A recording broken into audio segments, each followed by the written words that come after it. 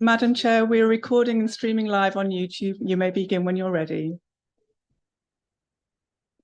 Welcome to Transportation Disadvantaged Local Coordinating Board. I'm so sorry. Okay. Welcome to the Transportation Disadvantaged Local Coordinating Board Annual Public Meeting. I'd like to call this meeting to order. Good morning, everyone. My name is Olga Lucia Castaño, Chair of the Transportation Disadvantaged Local Coordinating Board, and I'll be chairing today's meeting. Now it is time for the Pledge of Allegiance. Today I ask Commissioner Uribe. Commissioner, would you like to help us with the Pledge of Allegiance? Mayor. I'm sorry, Mayor Pat. Bates. Sorry for that. If we can all remember our veterans, since Saturday is Veterans Day. Thank you. I pledge allegiance to the flag of the United States of America and to the republic for which it stands, one nation, under God, indivisible, with liberty and justice for all. Thank you, Mayor Pat. Okay. At this time, I'll ask Mrs. Rachel Frederick to please call the roll to ensure we have quorum present. Thank you, Madam Chair. Arnold. Baldwin.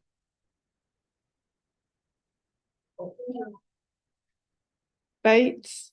Here. Berry. Campbell. Here. Castano. Here. Delano. Here. Gressick. Hickling. Here. Jennings. Colon for Kersey Ledgerwood. Here. Melia. Here. Olds. Here. Olson. Present. Radka. Races. Here. Smith. Present. Stone. Here. Uribe. Witt. Zubritsky. You just walked in. Madam Chair, that concludes the roll call. We do have a quorum. Thank you, Rachel. At this time, I will call Mrs. Whittington to announce the purpose of today's meeting, public meeting, I'm sorry. As we move into the next portion of the meeting, I ask that everyone please be respectful of the time allowed. If you are here in the room and would rather provide writing comments, staff will be happy to assist you. Ms. Whittington, you are recognized. Thank you, Madam Chairman, and good morning, all who are here today. Thank you for being here.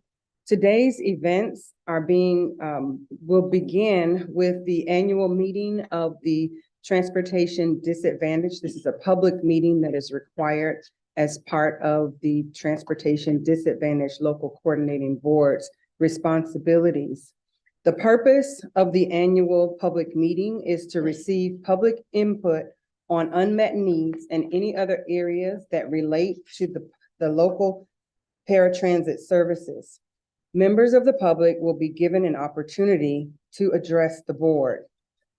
Madam Chair, if I may, we do have 2 sign language interpreters who are in the room today to assist one of our public who is hearing impaired.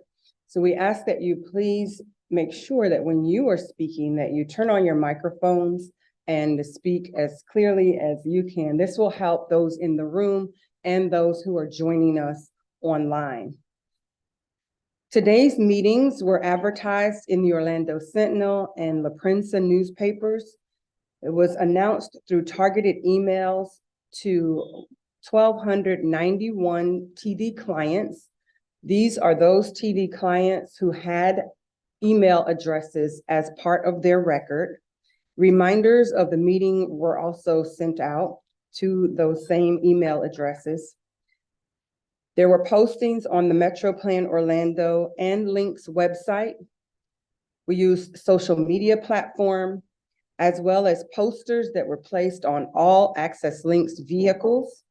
A notice was also added to the call hold time, the message when clients would call to make their reservations. So, Madam Chair, in addition to the in-person comments and those who will be heard from remote attendees, we received written and email and phone messages.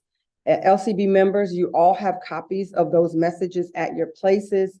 I will be reading those into the record. And at some point, I may toss the ball to Marianne Horn because we did receive a significant amount of messages this year. So I may toss it over to her to continue reading at some point. Lastly, we want attendees to know that representatives from Access Links and Transdev are in attendance today. And any comments that are received that will need immediate attention were sent to Access Links prior to the meeting. So we did not hold messages that required immediate attention. We passed those along to them. Again, today's meeting is to hear from the public. The LCB will listen to these comments, and a complete record of the comments will be provided to Access Links for follow-up. Anyone wishing to provide public comments should complete an electronic speaker card. There are ways to participate that are outlined on the meeting agenda. The chairperson will first recognize any online attendees who submitted comment cards in advance, and then any others who are joining us online who may wish to speak. When your name is called, speakers should use the raise hand feature on the Zoom platform. You will then be invited to unmute your microphone to speak. Each speaker should state your name and county of residence for the record. All comments, whether in person or online, will be limited to 2 minutes. After all online comments are received, the chairperson will invite in-person speakers who have completed speaker cards. Staff is available to assist you with completing your card, and if needed, a microphone will be brought to you so you can speak from your location where you are, and a microphone will be brought. Again, each speaker is limited to 2 minutes. Once the in-person comments are heard, I will read the written comments that were submitted as well as those that were submitted by phone. Madam Chair and board members, again, we thank you for your participation today. We are prepared to proceed. Thank you, Mrs. Whittington. You may call the first speaker. Lisa, do we have anyone online who was scheduled to make public comment? Yes, Miss Virginia, I'm going to unmute. First, we have Miss Sheila Young, and then we have Miss Joanne Canellis, and I will start with Miss Sheila Young. Miss Young, Good morning. Yes, thank you very much, Lisa. Good morning, everybody. This is Sheila Young, Orange County. I have a couple of very brief comments. First, I have thoroughly enjoyed U-Serve. The few times I have been assigned a van, 90% of the time they have been late, which makes me very sad because our service doesn't need to be that way. Also, Pinellas County and Jacksonville has the ability for mobility on demand. They pay a little more and it only goes 15 miles and then they pay more after the 15 miles. I would be very happy to pay extra if I could call and say, I'd like to go meet some friends for dinner that day. I'll be happy to serve on a research committee to investigate this possibility because I know it's been very successful in Jacksonville and Pinellas County. And my last comment is, I'm not sure what's going on with the reservations, but I have been 90% of the time on hold for anywhere from 15 to 30 minutes to reserve a ride. So if more employees need to be hired. I'm not sure, but anyway, thank you so much for allowing me to speak today. Thank you, Ms. Young. Ms. Canellis?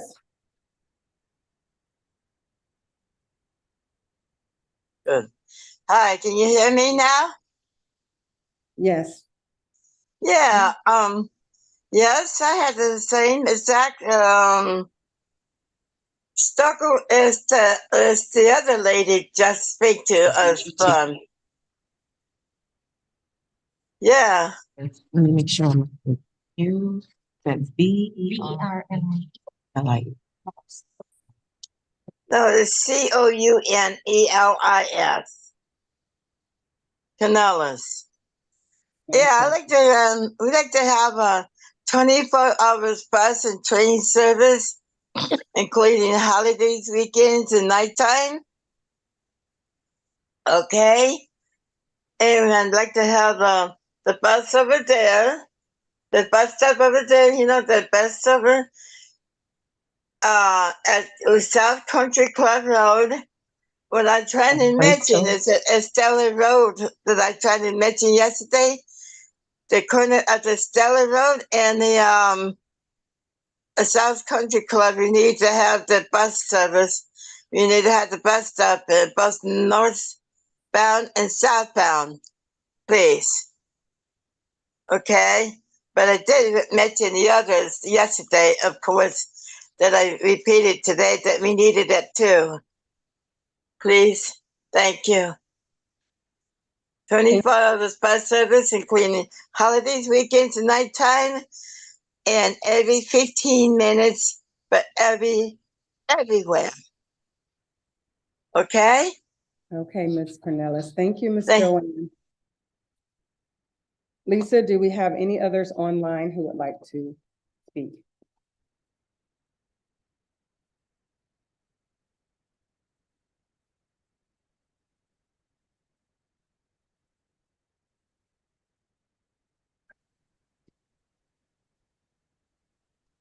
Lisa, are there any others online? Yes, Mr. Rich Prehart, and he is free to speak. Hello, can you hear me? Yes, Mr. Prehart, go ahead. Hey, so I noticed that the biggest issue is dispatch tries to put too many trips into one vehicle, and that's why a lot of the passengers are late. I don't think they look at the scheduling with the people booking the trips properly, and I've been late almost the last 2 weeks to either go home or go to work. It's been really bad. And especially around Disney, they don't train the drivers enough to go to the employee lots a lot either.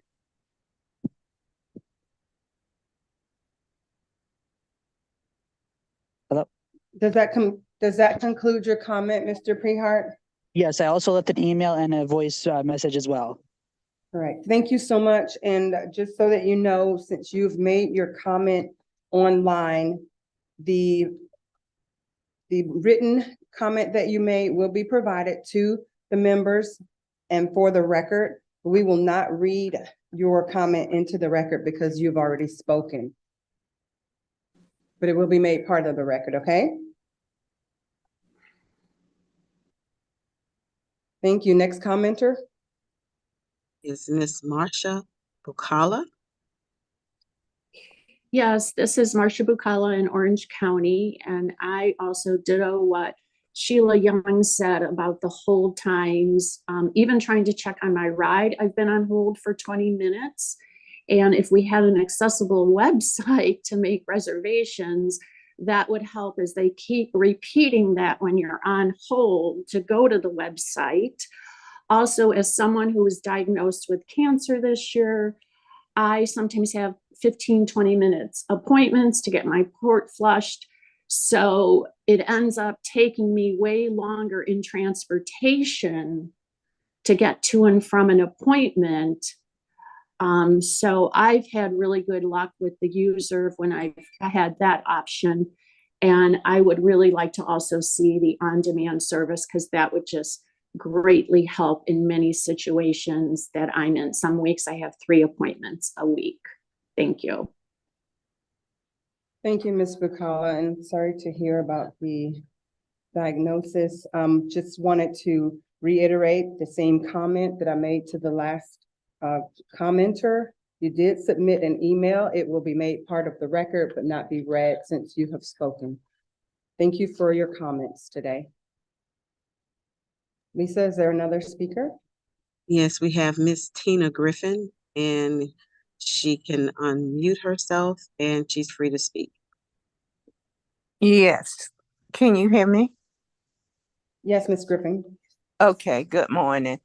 I'm calling in reference to, I know they were talking about scheduled trips, but I believe when you get a trip scheduled, it's done by this, the representative who takes the call. And then when you own transportation and you got to ride 10 miles out from where you live, they tell you this is the way the dispatcher, a habit, or whoever routes the trip. For instance, I live on Orlando Avenue, and I went to the doctor off of Orlando Avenue. And when I got picked up, the driver had to go to Lake Mary. And I mean, I didn't fuss about it, but I asked him, he said that's the way they have the route schedule. So I don't believe that you have to ride all over before you are taken home. I believe that it should be a way that it could be scheduled close to your home opposed to riding over the city. And the other thing I would like to speak on is about customer service. I called customer service in July about a trip that they did not pick me up because they had no drivers. And then I had to take a Lyft home and no one got in contact. I called them and made that complaint, but no one got in contact. Ms. Griffin, thank you so much. If you can wrap up your comment, that is your 2 minutes. Thank you for your comments, Ms. Griffin. Lisa, is there another online? Yes, we have a gentleman by the name of Samuel. And Samuel, you can speak. My name, Sam, can you hear me? Samuel, your call is distorted, so we're unable to hear what you're saying. Well, I unmuted. How about now? That's much better. Thank you. Okay, my name is Sam Rulak. I'm in Seminole County. And just two things I wanted to share is one, I've been driving for maybe 3 years. And one of the opportunities I've seen between dispatch and the drivers is a lack of sensitivity and compassion for the passengers. I mean, I think they focus more on the processes, the times and, the logistics of what they see. But what gets lost in this is you're still transporting people, not packages. And I think some of them think they work for UPS or FedEx, but this is people with disabilities and limited mobility.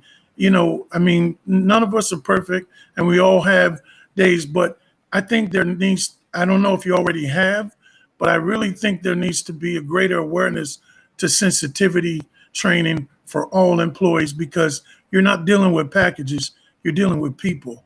And some of us have real journeys to deal with. Not every one of us have support systems and outlets. Thank God I do. But, you don't know what people are going through, and same with you guys. So it would help if, there's a little bit more sensitivity training.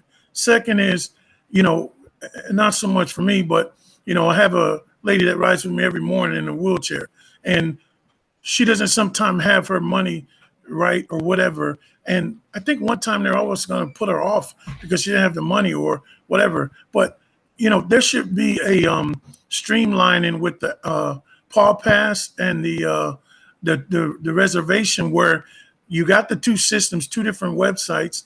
Why don't you link them together where when I reserve a ride, I can just pay for it prepaid right there. And if you don't pick me up or I cancel it, you just refund me my money. I mean, there's got to be, with this AI and as advanced electronically as we are as a nation, to make this a little more simplified and streamlined. And that's pretty much all I had to say. Thank you so much for your comment, Mr. Rulak, is it? Do you mind spelling? That is correct. Can You spell your- said it absolutely correct. Well, thank you. RHRHOULHAC. And I'm in Seminole County, Altamont Springs. Okay, thank you so much for your comment. Thank you. Ms. Lisa, is there another hand raised? We do not have any more hands raised on the virtual side. Okay, I understand that there was a comment placed in the question and answer. If you could please read that into the record. Yes, this has been submitted by Mr. Mark Schlesinger, and it reads, "The team does amazing work, and I cannot thank you enough for all you do. I have a question about inter-county transportation. On a personal note, my daughter is special needs and lives in Lakeland, Polk County, and had a job at SeaWorld, but was unable to accept the position because there was no coordination between Polk and Orange County. Common drop-off/pickup point with coordinated schedules, for example. The same situation appears to be between Brevard and Orange County. Is this anything that can be worked on?" And that's it for his comment. Thank you so much for the submission, Mr. Schlesinger. And Madam Chair, that concludes the online commenters. We will now move to those who are in the room. When your name is called, you'll just raise your hand and our team will bring a microphone over to you. There are two who have submitted online comments. I will, even though they're here, I will read those into the record during the time when we are reading those who have been submitted in writing. So the first person, Ms. Carmen Celia Sanchez. Carmen Sanchez. Okay. Moving on to Crystal Johnson. Is Crystal Johnson here? And lastly, Laura Miller.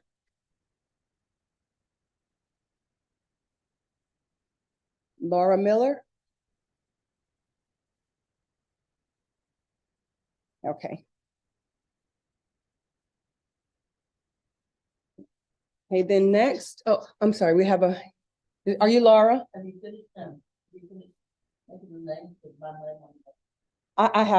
moving to the next one, the next batch.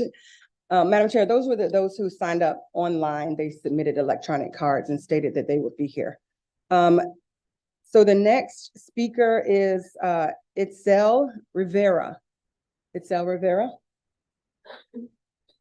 Ms. Rivera, you have 2 minutes. So ready? Do you hear me? Okay, this is my first visit here, and as a people with disability, I just want to let you know, first of all, there's a long period of time to go on a trip on the phone, sometimes more than 30 minutes. The other topic that I have is not effective communication between the drivers and the dispatcher. Take a long time. That cost me that I have an appointment on Lake Nona Veteran Administration. And also, they add a new passenger. I lost my appointment that is monthly. Another thing that I'm going to address is difficult to find the address. In my case, is I have physical therapy and always send the GPS to different address. That costs me the schedule and all the and I will appreciate if you take on consideration, because also the drivers are frustrated with the situation when they call to the dispatch, sometimes they have to wait to be attended. And that causes us a lot of issues because we have to program in ourselves in our appointments and our stuff. This is what I got for the moment. This is my first time and I'm gonna continue to comment. Thank you. Thank you, Ms. Rivera. The next speaker is Tanya Boston Crumley. Hello, this my first time here. This my first time here. And that's my favorite commissioner. Hi, Commissioner Eury. Yes, I love her. I'm sorry, y'all. I love her. um, I love her so much. Okay. I've been writing Access Link about 1.5 years. When I was first put on Access Link, I did boohoo cry. I'm an ex-first responder. And that's what had got me put on Access Link for vision. I went visually impaired. I have no issues with Access Link. My son, my son made this sign for Access Link. It's the driver. We love the drivers. We always say the drivers deserve love and hugs. The only issue is the equipment. It's the GPS equipment. They need help with those equipments. But other than that, that's just about it. Other than that, I love the drivers and I thank them for their service all the time. But thank you. Thank you so much for your comment. And we'll take love and hugs too. Then the next speaker is Mr. Eric Lutz.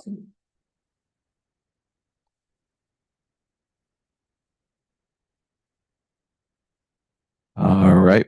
Eric, Orange County, East Side. So I just want to say up front, I always like to start off these things by saying, I'm not sure if I speak for myself or I preach to the choir. I enjoy Userve, and I'm glad that they've decided to continue to use Userve and expand upon their service.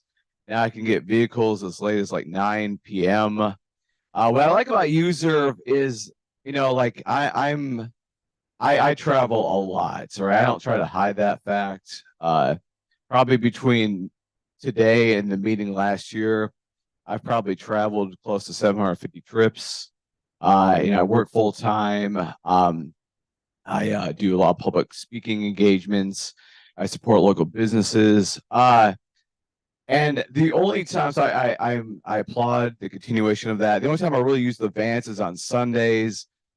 Sundays could use some work. Half the time I get home a decent amount of time. Half the time I feel like I'm human cargo. So it sounds like it's a consensus. What else? The phones. I'm not sure if you could control this, but we used to call and there'd be an announcement to let you know where you were in the phone queue. It'll let you know you're fourth in line, fifth in line. Right now, if you call, it just says, your wait time is greater than 10 minutes. So very vague. What else? Actually, I had note cards. Also for the user, whoever controls that, they like the drivers like the Journeys trips. They just wish that you would schedule more time in between each trip. That's all I have to say on that front. I always like to end these things with positive. I'm gonna end with this positive shout outs. Then I'll relinquish the microphone. Sorry. Positive shout outs. I'd like to give a positive shout out, daytime customer service to Desiree. Want to give another positive shout out to Lizelle. Georgia, Cilio. Yep. Nighttime customer service, positive shout outs go to Michael and Vicky. Let me flip my card over. Daytime dispatch, Miss Cooper. Give a positive shout to her. And then Melissa. Mr. Lutz, we do appreciate the shout outs, but we have so many more. If you can give us that list, We will enter into the record. Two Mr. more. Atkins. Andrea, give a power shout out to Andrea, and then Joan. That's it. That's all I got. Thank you. And you have some who are agreeing with you. I hear them in the back here. So again, we appreciate the positive. Thank you. The positive feedback. Thank you so much. The next speaker is Linda Sands.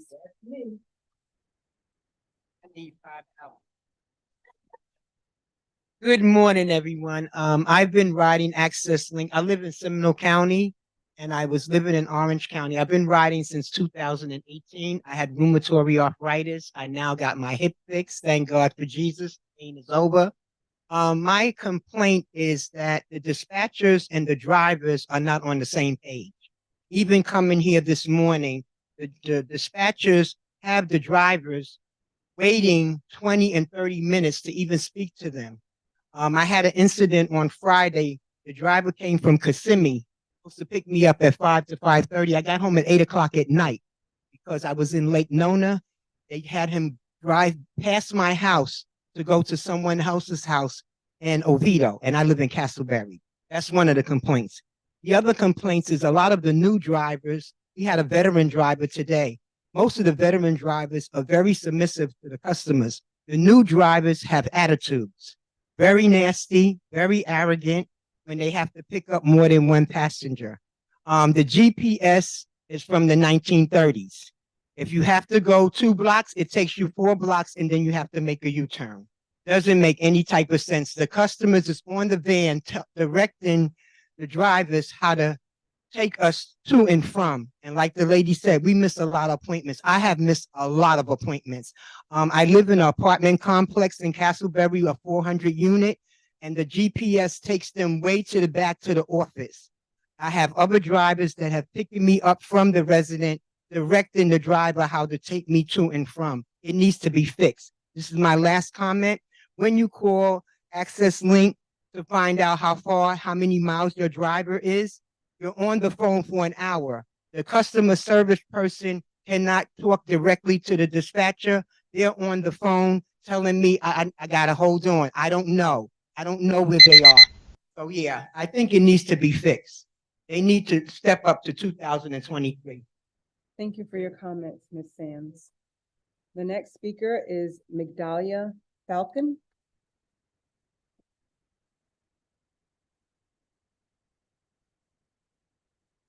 Yes, my name is Migdalia Falcon. I am born and raised in New York. I've been using Access Link since 2006 in different places in Florida, Lakeland, Leesburg, Deltona, Miami, and Orlando is the best one. I am very happy with this service. It has these little things that need to be fixed, but all in all, I lead a normal life and I'm very happy with this service.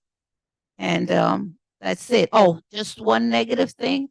Sometimes when the trips are far, they pick up people from different places and then they're really far out. So like yesterday, I live in Goldenrod. They took somebody from Fairbanks and it took me 3 hours to get home. But all in all, I'm happy with the service. Thank you. Thank you for your comment, Ms. Falcon. The next speaker is it Bernie Norris? And I apologize if I did not get that correct. Hello, my name is Burley Norris. I've been riding in the Access Links for about 24 years. This is my 5th company that I've lived through. Each time it seems to get better. Looking at the future, I noticed that all the newer vans are for smaller wheelchairs. And as the older ones get phased out, I can only ride on the oldest one. You know, because my extra wide bariatric wheelchair doesn't fit on the other lifts. It's too long. And is there someone looking after the bariatric community so that some of the new vans will be able to accommodate us? Because these are going to get phased out soon. Does that mean I'm phased out and won't be able to ride links anymore? Thank you very much. Thank you for your comment, Ms. Norris. Next is Dipti Sampon. Apologies if I didn't get it. Thank you.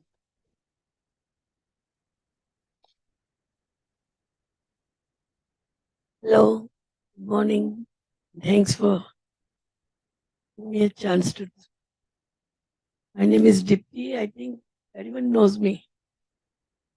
Samanola, I have an issue with only for that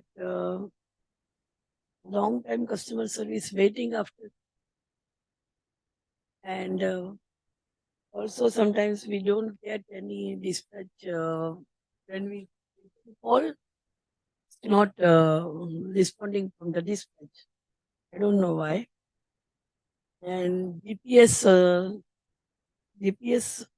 issue is service is little different than before.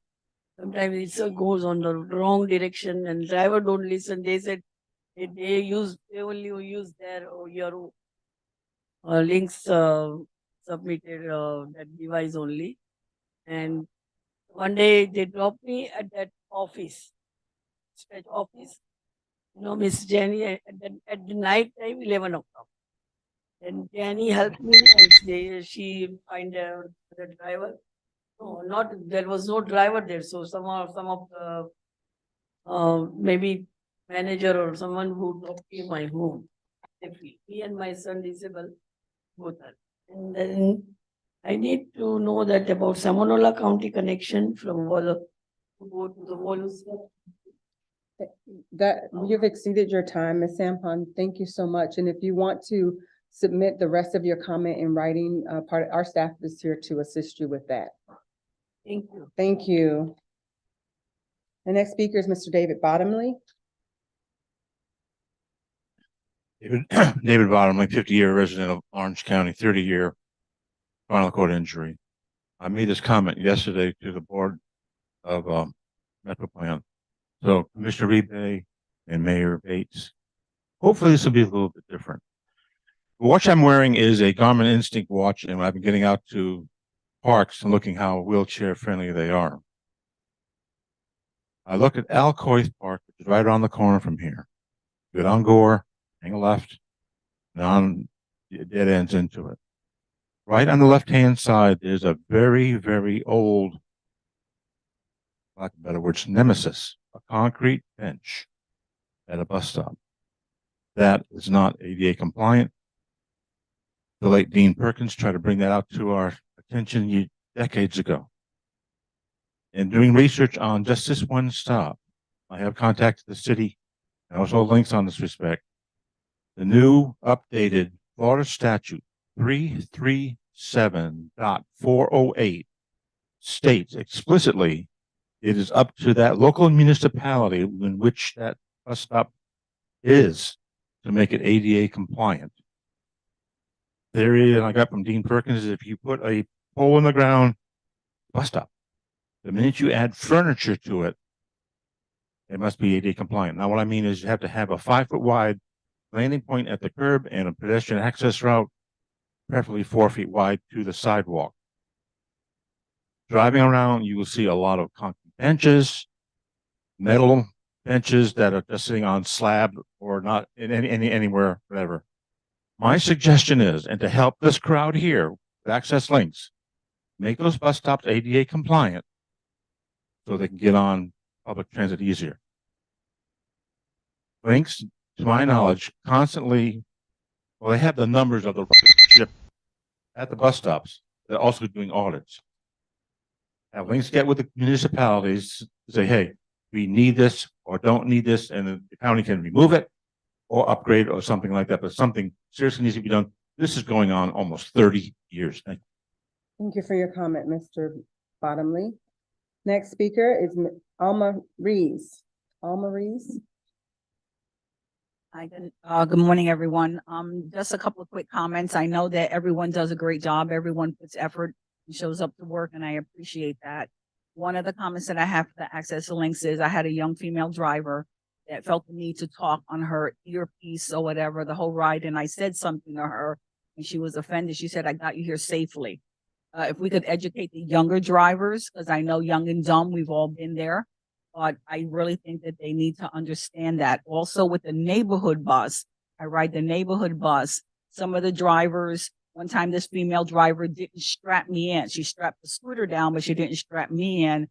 when I asked her to take a curb less harsh, she told me I could sit in the seat, and I took her up on that because sitting in a seat with a seatbelt was a lot safer than her turning. So those are just minor things, but I want to say thank you for everyone showing up, attempting to make the system better for all of us. I appreciate everything. And that's all I really have right now. Thank you. Thank you for your comments, Ms. Reese, and thank you for being here.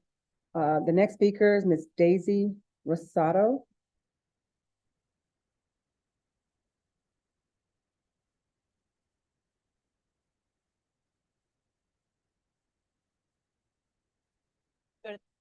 Okay, thank you.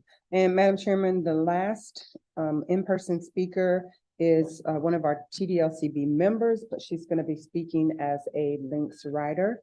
And that is Ms. Charlotte Campbell. Ms. Campbell, you can speak from where you are. And you too have 2 minutes as a writer. Thank you. My name is Charlotte Campbell from the Orange County, East Orange County. And I'm a regular user of Access Links and have been doing so for nearly 10 years. I applaud the services of USERV, particularly who normally pick me up. But I had a little experience in the last 2 weeks that have that I need to address, and I don't know if anybody else has had the same experience, but for no fault of mine, I was sent an application for TD LCB rather than the regular application. I did not know the difference, but I filled it out. And for the last 2 weeks, every time I call, it takes so long. That's another problem. It's taking longer and longer. It's not getting better.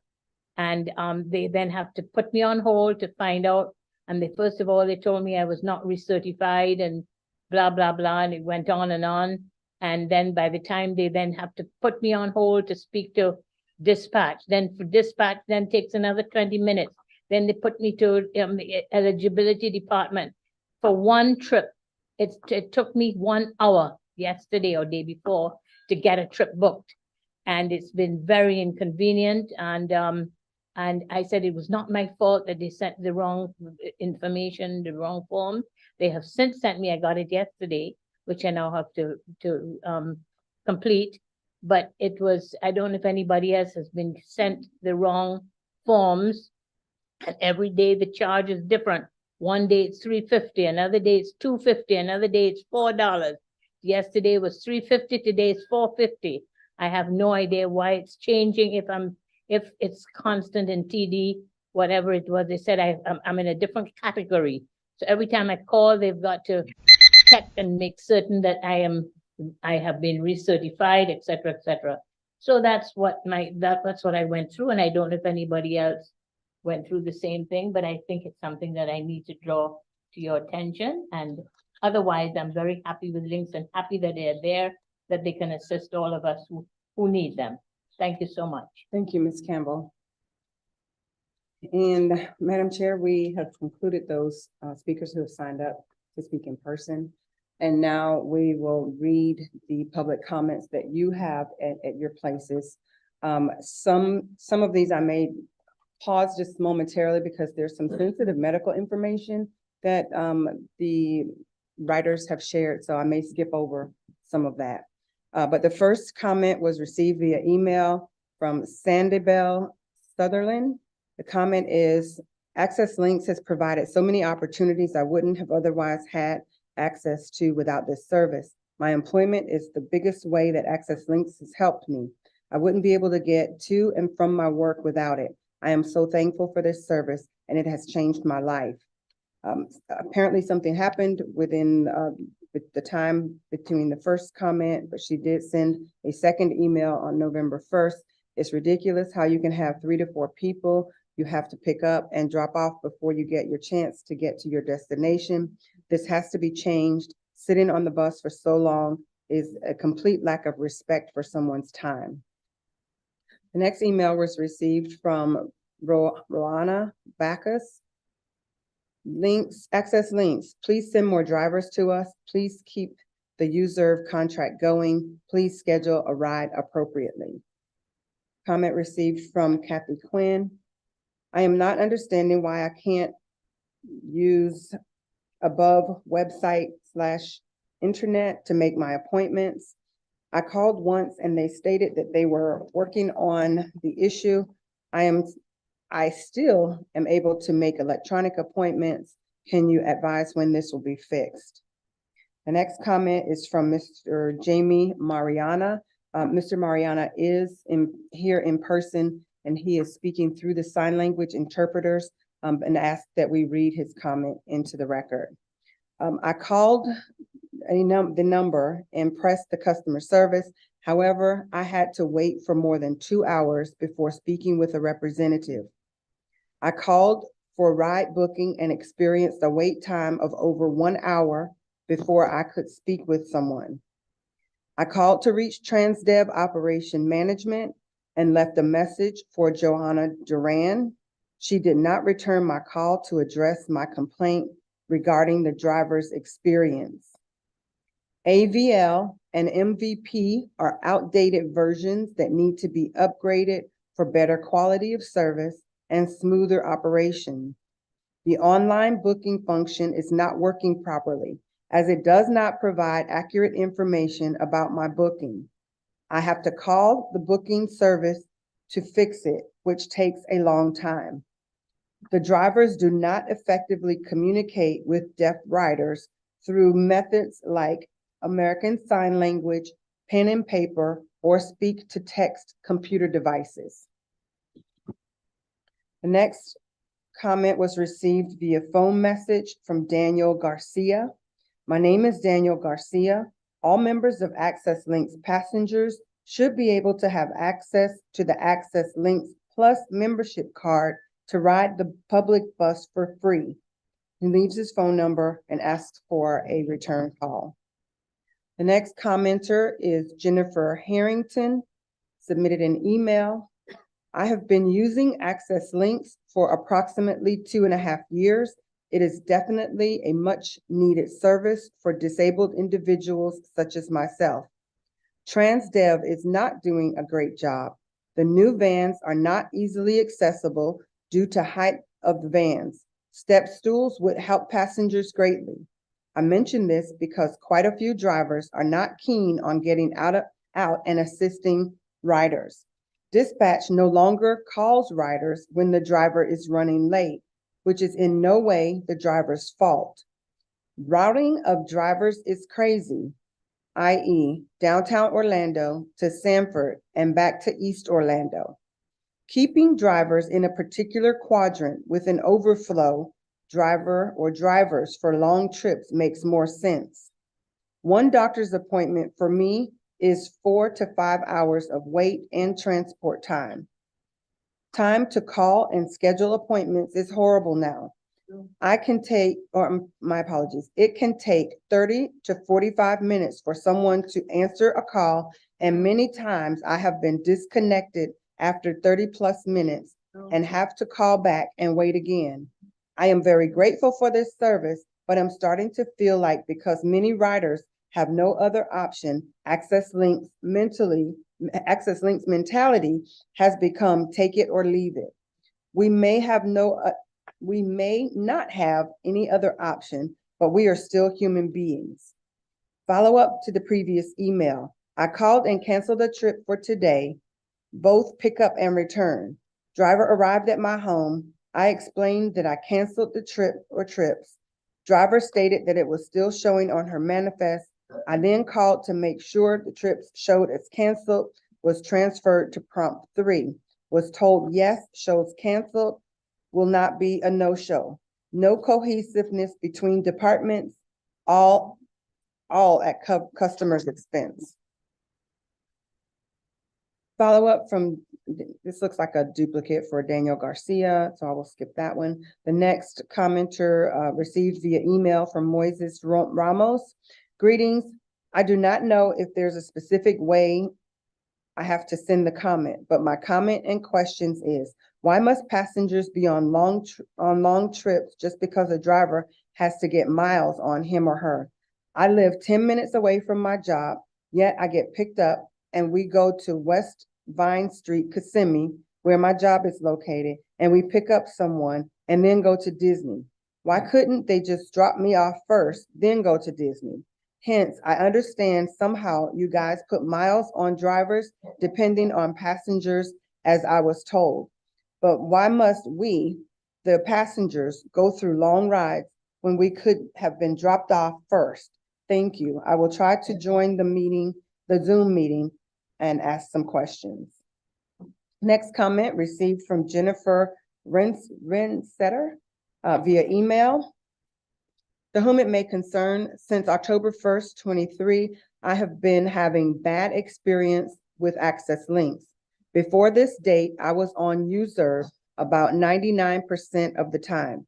Then starting on this date, I moved to Access Links, denied a ride due to having too many groceries, no-showed on another ride because the trips were reversed, and late or almost late to work twice. Due to the contract change from MV to Transdev, I am now applying to work from home in order to eliminate these stressors. My name can be stated with this comment or left anonymous at your choosing. Thank you for your time and consideration with this comment. Next comment was received via phone message from Mrs. Lopez. Access Links has been a blessing to me, but I have a couple of problems that I would love to share.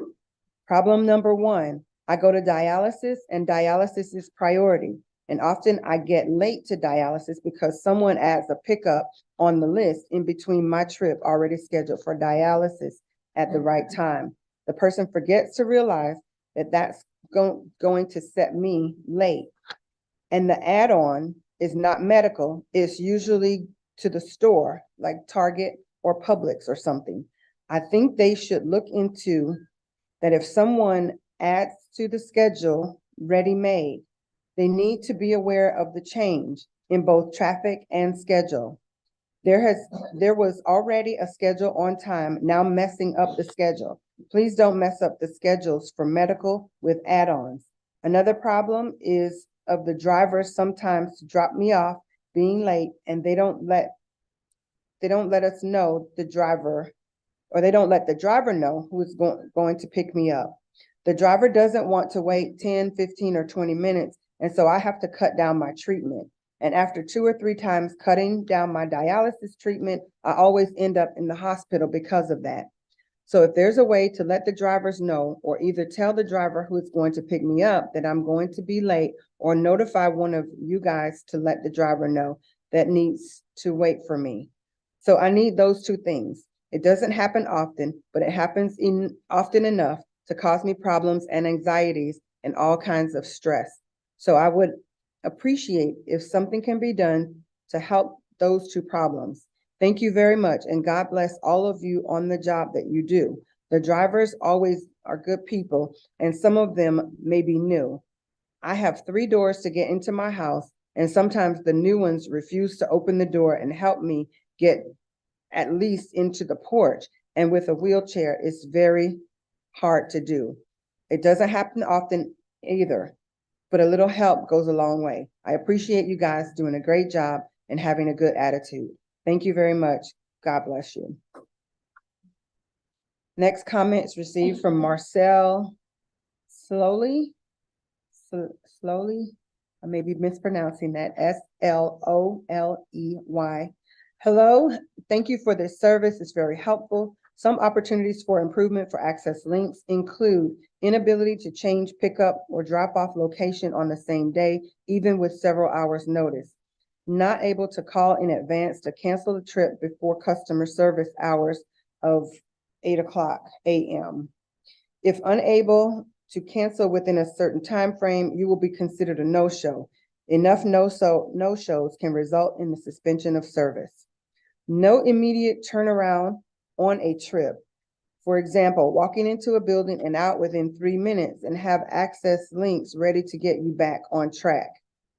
No provision to cancel one stop on a multi-stop trip. For example, pick up from home to drop off at Cancer Center, pick up from Cancer Center to drop off at mailbox, pick up from mailbox to final drop off at home. Now, not feeling well at Cancer Center and wish to go straight back home. Supervisor said no.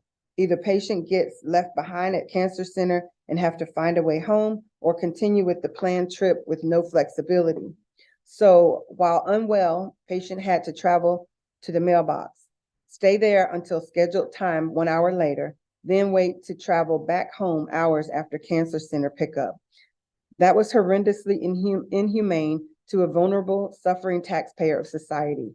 I sincerely hope this comment is read and addressed and not tossed aside. Thank you for your attention. The next commenter is from R. Foreman, received via email. I would like to have been at this meeting in person, but was not able to. So here is my comment. First, I would like to say that for once, I would like to get picked up on time for once. What's the sense in booking a 6 a.m. pickup and don't get picked up until 6:40 or 6:54 or 7 a.m.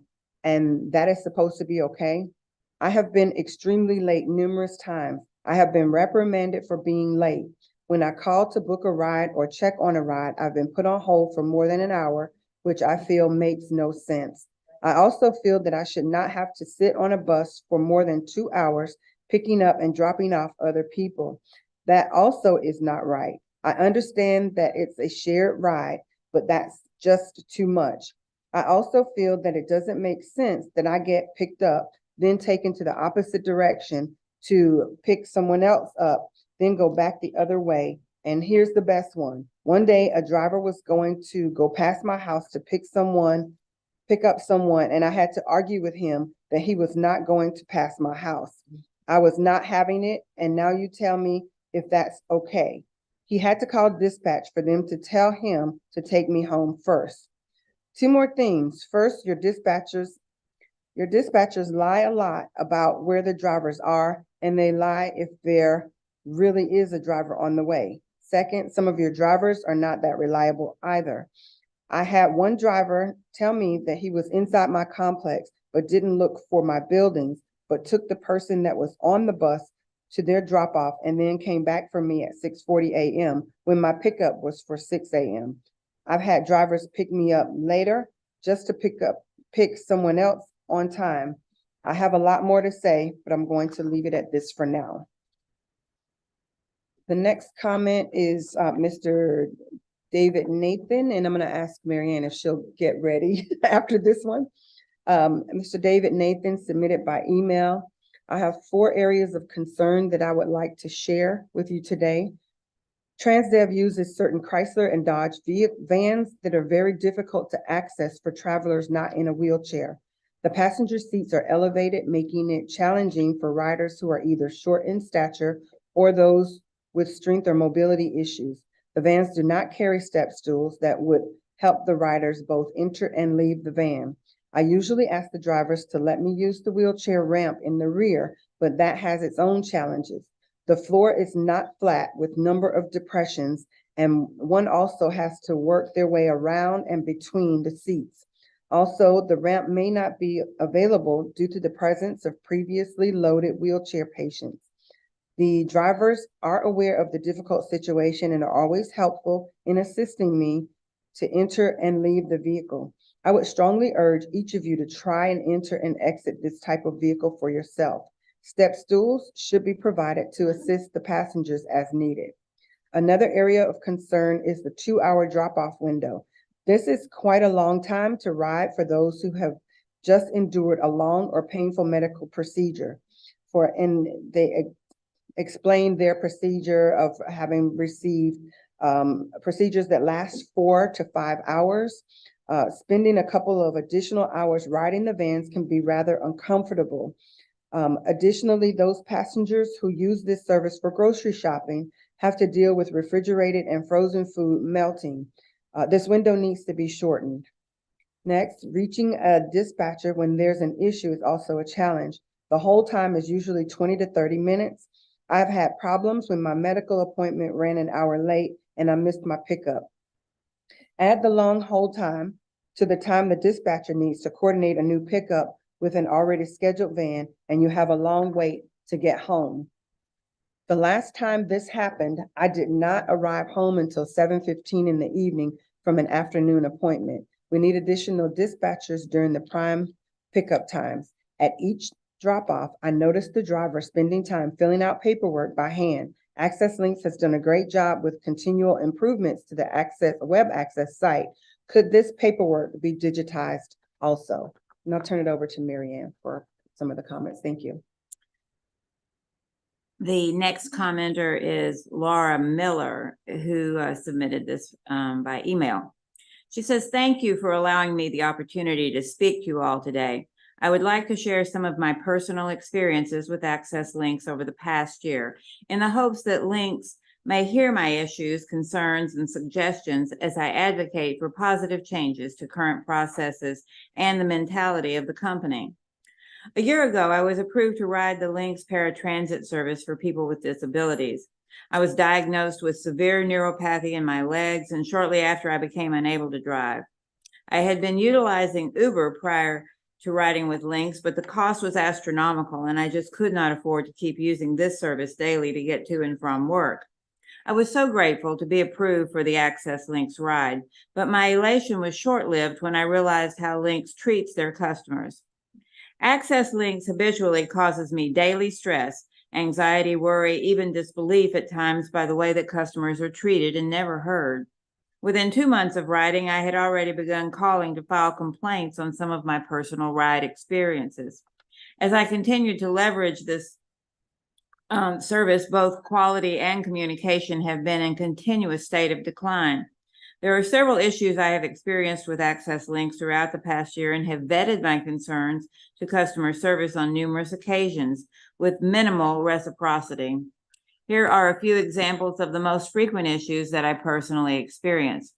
Reoccurring late pickups and drop-offs, no communication for late pickups, no attempt to work with customers or offer alternative solutions, constantly changing pickup window times or arrival times on the day of service and not allowing enough time for customers to cancel in advance if it is going to be too long of a ride.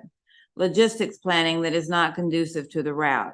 For instance, taking the long way, passing my worker home without dropping me off, taking me very far out of the way for my destination, sometimes even passing my original pickup location several times.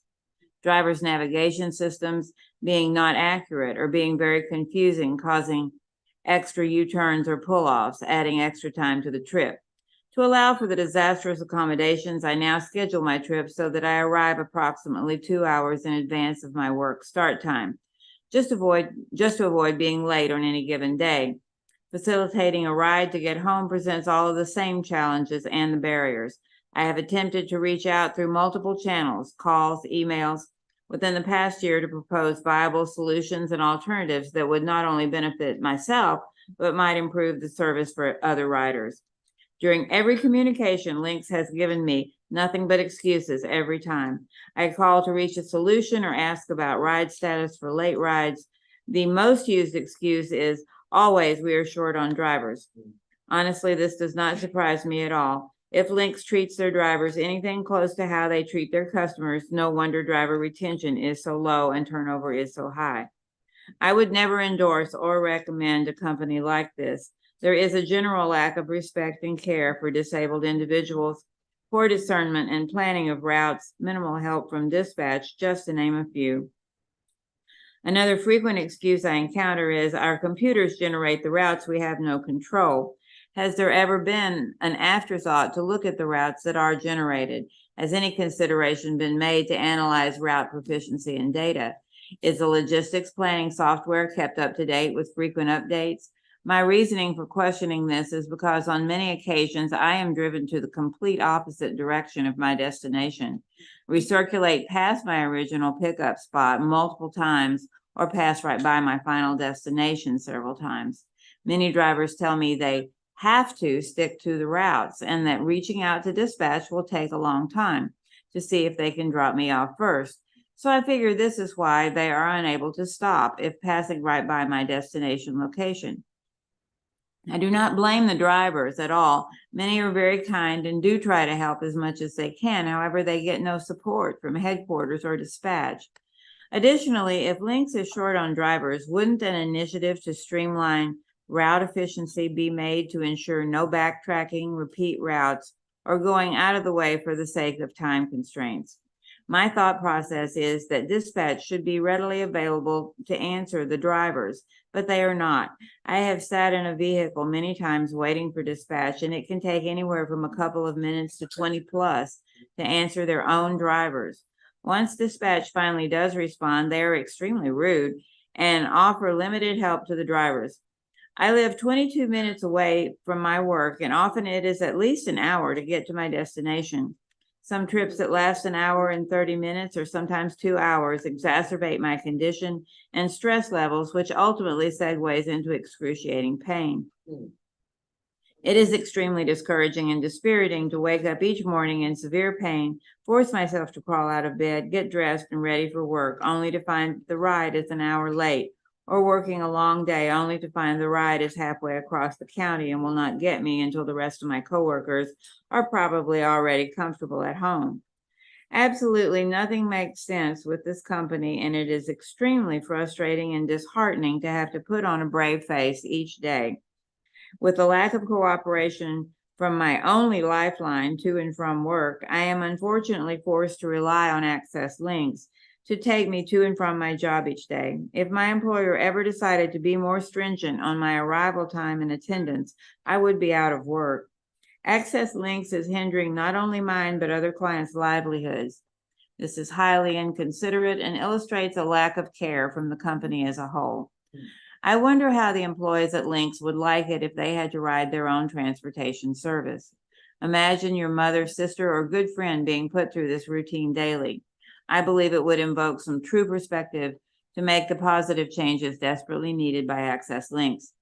I do know that Links was recently taken over in August or September by a new company, and I was very hopeful and optimistic that things may change.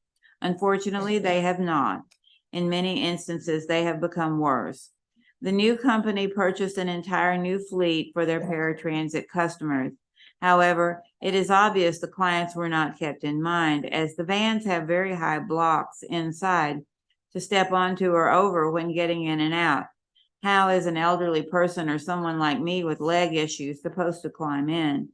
It is extremely difficult, and this is honestly quite a laughable purchase for a transportation service person with disabilities. In addition, I would also like to recommend and implore Access Links to look at where the client is traveling to. I firmly believe that passengers should be given priority levels based on where they are going. For example, someone going to and from work or dialysis should be given priority over someone going shopping or going to the bowling alley. There should be a system in place to make sure passengers going to work arrive in a timely manner. In my lifetime, I have never experienced such a lack of concern, rudeness, unwillingness to help, or just the plain uncaring nature of most of the company's personnel at Access Links. The daily struggle to ride the Access Links bus or van are phenomenally difficult. I truly wish they would take into consideration their riders as well as their own drivers. Links is supposed to be a great public service offered to people with disabilities to make life easier, but in my experience has provided quite the opposite. I am hopeful and optimistic that the TDLCB can implore and insist that Access Links change for the better in the future. Without significant modifications or company-wide development, I just do not see these changes as being possible, and it causes me to have a very bleak outlook on the service. Additionally, the lack of reliability from Links forces me to continually question my personal career growth and aspirations within my current company, considering I do not have dependable transportation to be punctual. I feel today there would be a plethora of other speakers sharing my same thoughts and concerns if Access Links would have notified their customers efficiently, like sending an email or letter out or putting notifications on their websites, or made calls to let people know that this meeting was taking place. They only posted one single paper in each vehicle, which after a day became very tattered and torn, so they obviously do not want the truth to come out. I want to end my allotted time on a positive note by extending my gratitude and taking the time to hear my concerns, experiences, and opinions. I greatly appreciate your time, and I hope we can collectively strive for better, viable solutions that benefit all patrons riding Links in the future. Living with a disability is beyond challenging, but reliable transportation makes such a monumental difference in giving back some autonomy to myself and others living with disabilities. The next comment is from Yolanda de la Nuez, and she commented via email. Hello, she commented first in Spanish, and here is the translation. I am a senior and I am very pleased with this company. All the staff I have traveled with are very friendly and punctual. I just want them to keep it that way. I congratulate you. Best regards. Our next comment is from Cheryl McInnes, submitted via email. Attention, Access Links. My comment for the meeting. I am unable to attend in person this year. I have important business to take care of. And my input is this. I have a question about when I'm being picked up from my home address to go to my destination, about how long the time is, that it should be more than 5 minutes. Sometimes they are not patient. I know what the rules are for the company. We need more time to get to the bus or van, and if the passenger needs to use the restroom along the way to their destination, and that happens to me now and then, is it against policy or company rules that the driver stop and let the passenger use the restroom? I don't know. I don't think that's right, and that makes no sense if the person can't help themselves. I don't want to have an accident on the buses, and I've had issues with one driver who said they are not allowed to stop. I'm not going home now, okay? So I told him, and another driver told me they never have seen anybody like me. I reply that I have never seen anyone like you either, and this should be simple. If you need to use the restroom, you need to use it, and that is all. The next comment came from Laura Fisher via a phone message. I ride Access Links. Sometimes Access Links goes in the opposite direction. That would be fine, but you're wasting gas, and I feel like it's more important to take people that are along the same route and pick up people that are in the same area. Sometimes the drivers and dispatch are not always cheerful and friendly. Actually, that happens a lot of the time. I have to call in earlier because some days you have to go to therapy. It takes me a while because they get priority, I guess, over me, because then you have to obey whatever the manifest says. And even though it would be quicker to drop me off, that's what I'm saying. She leaves her phone number and her name again. The next comment was received from a Ms. Bell via phone message. She says, Access Links. I would like to say that online, that I haven't had too many problems with the online service, but the only problem I have is with the GPS.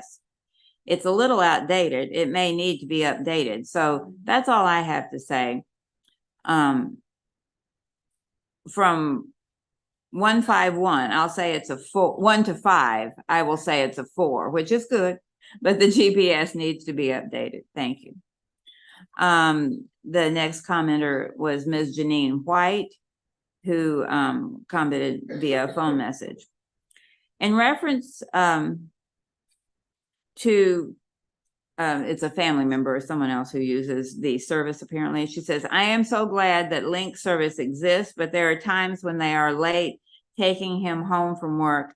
I am glad the program exists. Keep going with the program. Hopefully you can pick him up earlier when heading home, but we thank you.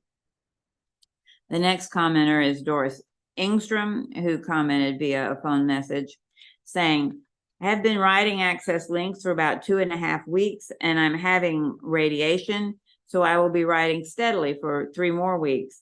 Hopefully after that, I can maybe go somewhere that is a bit more fun. But what I want first of all is to say I am extremely satisfied with the service. They are on time, friendly, and helpful. They have clean vehicles, and we really appreciate that. But we do have some concerns. One thing is that we would really like to be reserving online, except that on the online bookings, of which we have been approved to do, there is no place to choose wheelchairs as one of the things that needs to be included. in the checkups. So I definitely need a wheelchair, but that option isn't there, only walkers. Another thing, you really need to get more phone associates. This morning, I waited 40 minutes and then I had to leave for a few minutes. I came back, waited another 35 to get someone to book my ticket. And I'm wondering who decides what route you are in. They tell me that because of my classification, I can only book for 1 day of the time, which seems a waste of everyone's time since I'm going to be at this for a while. And then lastly, I would really like to see you update your Paw Pay app so that it can use the newer phones. We were all set up, everything we were approved for, and we were ready to go. And then they said because our Android phone was too new, and believe me, it is not that new, we couldn't use it. So I would really like you to look into this, and thank you for caring enough to have forums such as this. Marion, the next commenter was one that gave his comment online. Okay. So we'll just call attention to the written comment being available. So we'll Okay. go to Ms. Pam Mason. Excellent. So Pam Mason commented via email, and she says, I have been using Access Links for 7 years now. I was diagnosed with stage 4 cancer in July of 2016. I have never been able to afford a car here, although I have worked full-time in Florida for the past 30 years. I don't make a living wage in Central Florida, although I work for Rollins College, a well-known local academic institution and Winter Park employer. I had used the Lynx bus system for many years prior to getting cancer. When I was diagnosed with stage 4 metastatic breast cancer in 2016, I needed to find reliable, affordable means to get me to my many medical appointments at the Orlando Health Cancer Center in downtown Orlando. When one is being treated for cancer, it can be very exhausting. The Lynx bus system, the local bus service, did not always work for me due to my suppressed immune system, chronic fatigue, chemotherapy side effects, such as diarrhea, nausea, vomiting. When I signed up for Access Links, it was a godsend. I was able to get to my appointments in a comfortable vehicle with careful and caring Access Links drivers. I was able to afford the Access Links fares. I depend on Access Links to help me maintain my cancer treatment, cancer regimen. I don't know what I would do without this vital service. The next comment is from Celia Sanchez. Via email, she wrote, I have been using the Access Links service for the last 5 years. I am very pleased with the service. It has made my life much easier.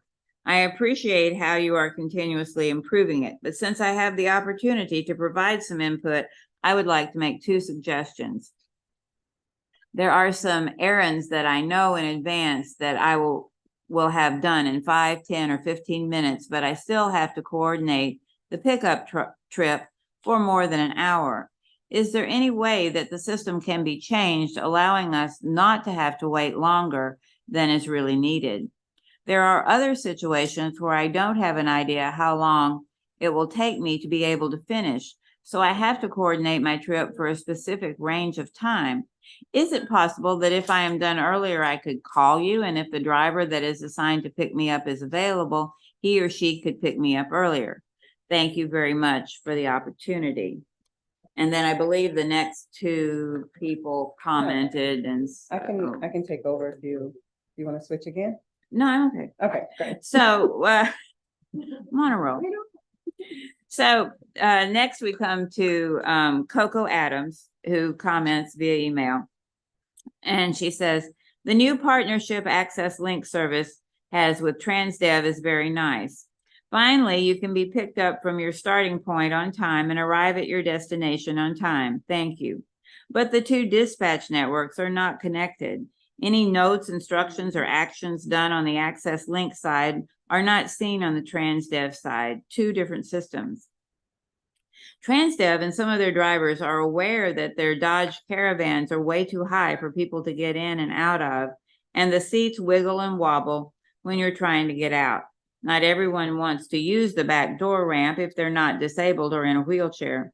The Dodge Caravan just needs an extra step, or drivers carry a small step stool. I find your Access Links drivers to be very kind and helpful, but every now and then you get a driver that is rude and looks like they're about to fall asleep. When you call the complaint number to complain about the driver that you had, and can give a complaint ID number, it would be nice if they gave you a follow-up email about your complaint. I do not think you have enough operators to handle the calls coming in. I can wait an hour on the phone just to find out my ETA of a ride, or if I can wait an hour on the phone just to schedule a ride.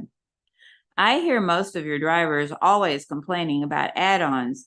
I had a driver one time that was coming from Kissimmee, and I was the add-on in Orlando, which has definitely changed my ETA to a later time. I think the way add-ons are done needs to be looked at. I think there has to be a better way for drivers to access the notes in the system. When you leave specific instructions with dispatch to put in the notes, drivers always say, I didn't see any notes. Are they not looking at the notes, or did the notes not get put in from dispatch? The next comment is from Bettina Wilson via email. My concerns and issues are that the dispatchers are horrible. They are very rude when checking the status of a ride or just asking a question. When calling dispatch, you are on hold for more than 10 minutes. There has been so many times I have been on hold for 40 minutes. It's ridiculous. Drivers are rude when picking you up. They knock on your door too hard, like they are the police. A lot of the drivers are very disrespectful. One driver called me trifling. So how professional are you guys? Your drivers are half of the time late picking up and returning. And yes, I do understand there's traffic, but when I'm scheduled to be at work or a doctor's appointment at 5, and I set my appointment at 4 just so I won't be late, I'm still late. How is that possible? It doesn't make sense. Also, you need a new GPS system. The transportation needs a better system because the one you have is not working. And I do have more to say, but this is the most important thing that needs to be addressed. This passage is in all capital letters. So my opinion for this service needs improvement. And one last thing, I am still waiting for a response from the complaints I have put in, and no one has responded back. It has been over a month. How professional is that? It is not. The next comment came from Adelise Fuentes via phone message, which she left in Spanish, and I will read the translation. The complaints are that sometimes the drivers are late, not all the time. When you call customer service for the status of the reservation, they are late in responding to you, and they should improve the quality of the transportation. Sometimes they put you at 1 hour and then pick you up late. Thank you. Have a good day. And that completes our comments. I have a note here that one comment was referred, we did receive a comment apparently that referred to a fixed route situation, not Access Links. Right. Madam Chair, this concludes the public comment portion of the meeting this morning, and we will turn it back into your hands. And please make sure you activate your microphone. Madam Chair, just curious to know, we've had the community come out and really just hearing, there seems to be some consistent themes, and I just wondered, I don't know about the other board, but I want to say something. Does anybody else? And I'll you start, Chair. You start. Okay. First of all, I just want to say thank you to everyone who came out today, and hello to you. You made me smile. Commissioner Uribe, can you please, just for those who might not, they may be hearing impaired or sight impaired, just identify yourself because they may not recognize and I'll speak loudly and clearly. My name is Myra Uribe. I'm County Commissioner in Orange County, District 3, but I'm also part of the executive board. And I have had the pleasure of serving on this board for many years now since I was elected, but I want you to know very quickly, because if you understand this, you'll know I wanted to be on this board. My mother for 7 years was an Access Link user to dialysis. And I know how important, one thing that I didn't hear on any of the dialysis comments is when you go to dialysis, you're one way, but when you come back, a lot of times it's so rough, you barely have enough energy to stay awake or even get out there. But I think that we have some serious concerns, and I don't think any of us on this board want to sit here and say, okay, and just move on. So I had to say something. And I hope Access Links but I want to also say, Mr. Norm here, for 5 years that I've been here, has tried to work hard. Miss Baldwin, we all try to stay consistent on what we hear. But if I'm not mistaken, there's a consistent theme. One is the GPS being current. And number two, I think this has gone on from back with my mom, with hold time being extremely long. And I don't know what that is. While I'm objective in trying and, optimistic about the online, it seems like we need to revisit the app to make sure that if we're gonna have that opportunity to get people to go online, that it does cover everything. And maybe there could be like a focus group. You guys could bring in some customers who say, hey, you're missing this, this, and this. And I want to say, even at the county, we have those issues. We have a disability advisory board. But the routing seems to be the loudest thing that I hear.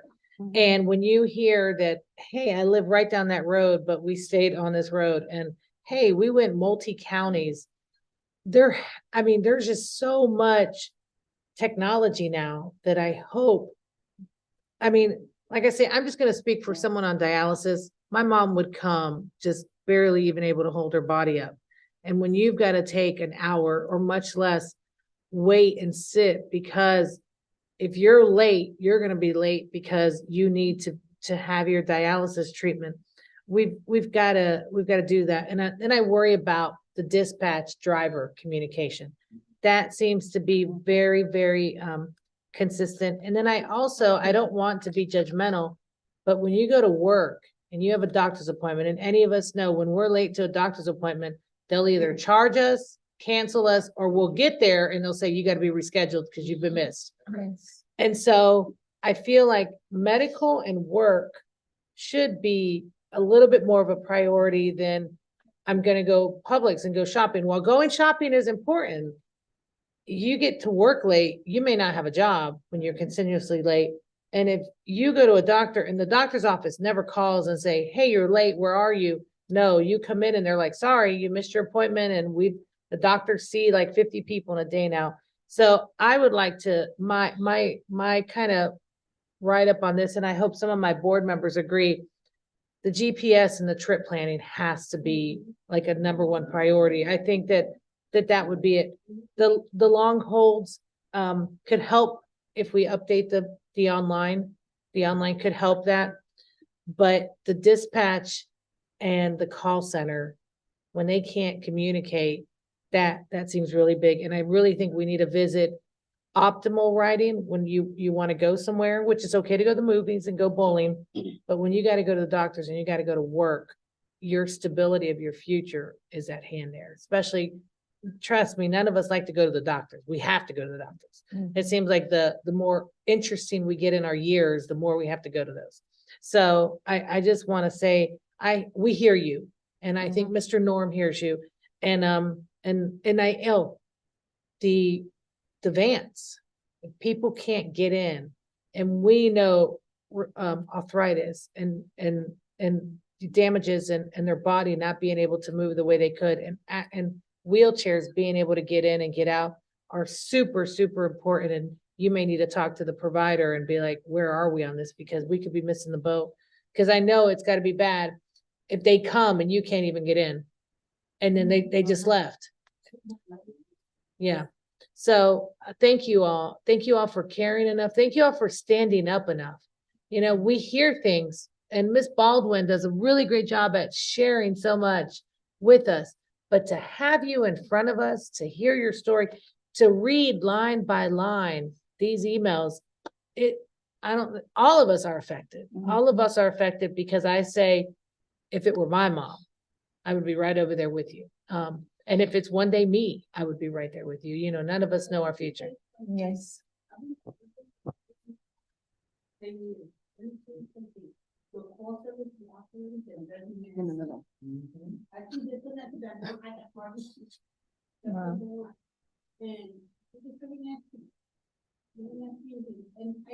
believe that first part of the day, it didn't activate that, forget about this, the whole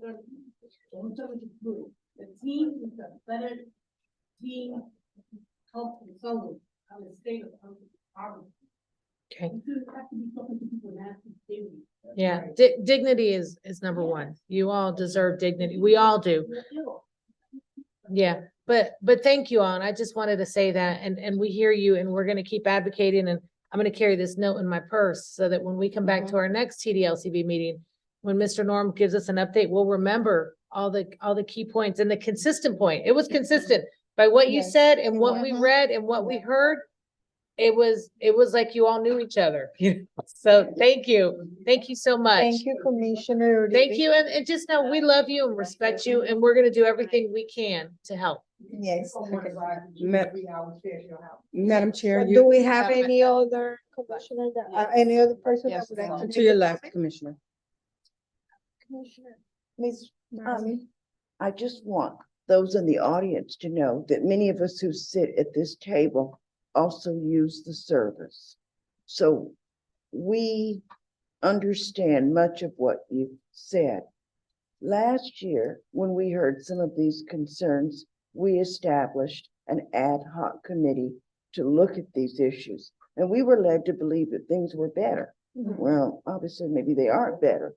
So I'd like to volunteer to restart that ad hoc committee, work with Chair.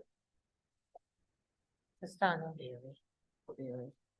the last name. Quality Assurance Sherry, Task Force, Barry. and see if there isn't something more that we can do. And may I also add that some of these concerns are concerns that I listened to you talk about the vehicles and them being inappropriate for use. If you work with clients who are disabled before you purchase or in the RFP process, perhaps we could help with some of that because they're our lives. We would be more apt to know what is appropriate. And it is a shared ride situation, but I do understand. I have been on those vehicles when they pass your house to go to something, to go and pick someone else up. And it is disheartening. While we cannot legally prioritize one type of trip over another one, the best thing that we can do is to roll up our sleeves and get to work so that all of our clients are transported in a timely, safe, and efficient manner. It must stop. There's just no reason for this. Yes. And thank as you. long as I'm on this board, as long as God allows me to live, I'll continue to say that. And please contact us more often. If you're having an issue, let us know. Yes. Thank you, Ms. Marilyn. My heart goes out to all of you. I made some notes and like Commissioner Uribe said, awareness training, I think is very important because it's also part of, customer service. So that you feel comfortable when you're going through a rough day, when you're going to appointments that you're gonna be late and everything. So I think awareness and training to help clients with special needs is very important. And obviously the GPS, I agree with that too. And the planning when, the trips. And I think we all, I was listening to all this and I know that the board is gonna be trying to find out ways to how to better things for all of you. And we are here for all of you. Thank you for coming, taking the time, and we will be addressing all these issues. And also we'll be sending copy of the comments to the access links for any follow-up that might be necessary. At this time, I will adjourn the public meeting and move right into the TDLBC meeting. God bless you all. So, Madam Chair, if I might ask if we might need a 2-minute, 5-minute break. 5-minute breaks. Let's take 5-minute breaks. 5-minute breaks just between meetings so that the members can get refreshed and maybe go relieve themselves. So we can come back at 11:45. That's a good, no, that's too long. Yes, 11:45.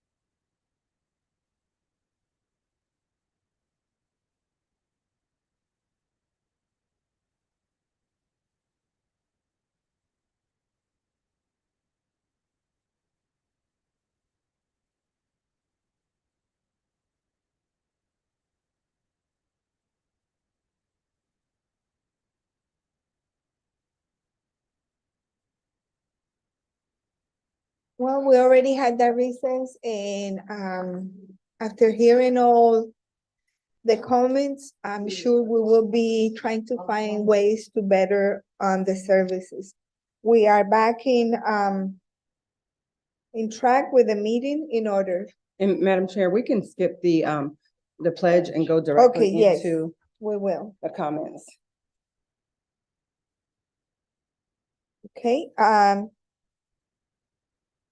so we are having Wade. Right, so if you can go to the next area as we prepare for today's agenda.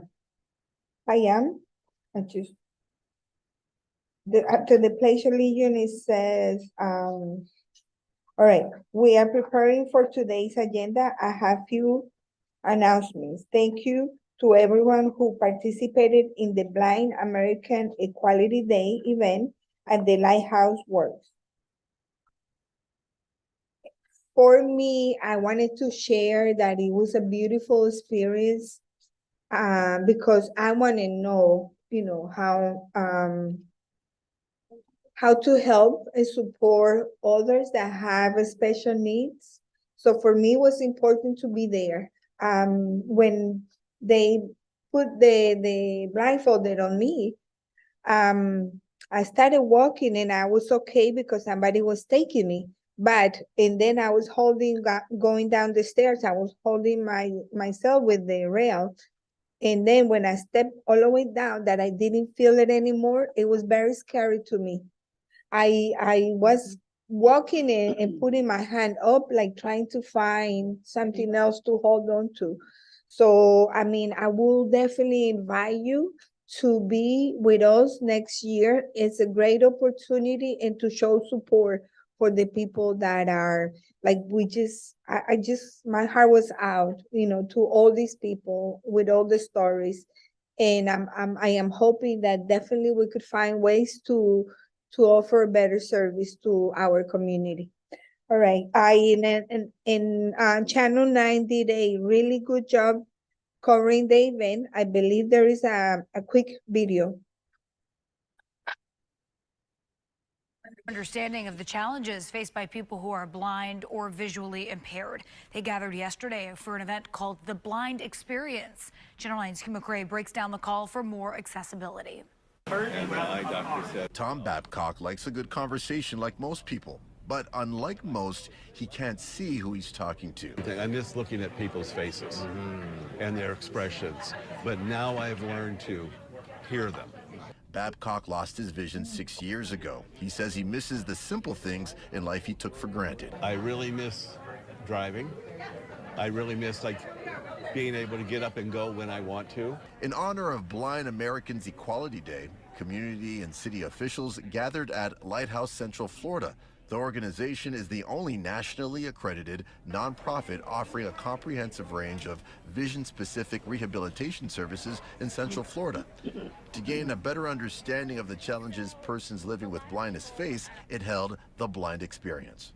The issue is pedestrian safety. It highlighted pedestrian safety for all people and the importance of keeping an eye out for those walking with a white cane, and the need for more public transportation options for the visually impaired. Walking and talking without being able to see is one thing, but crossing the street is another. The visually impaired will tell you that this is one of the most dangerous things they have to do on a daily basis.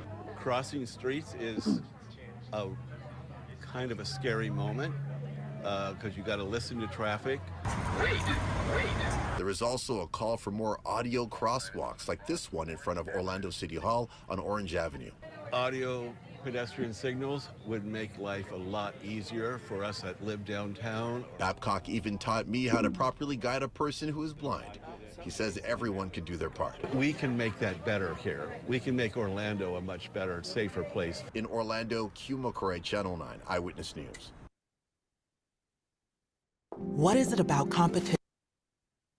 Okay, I also want to say thank you for the partners, Florida Department of Transportation, LINKS, the National Federation of the Blind Central Florida chapter, as well as the Greater Orlando Council of the Blind and Lighthouse Central Florida.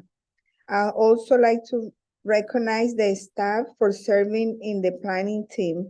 Mrs. Whittington, Sarah Larson, Cynthia Lambert.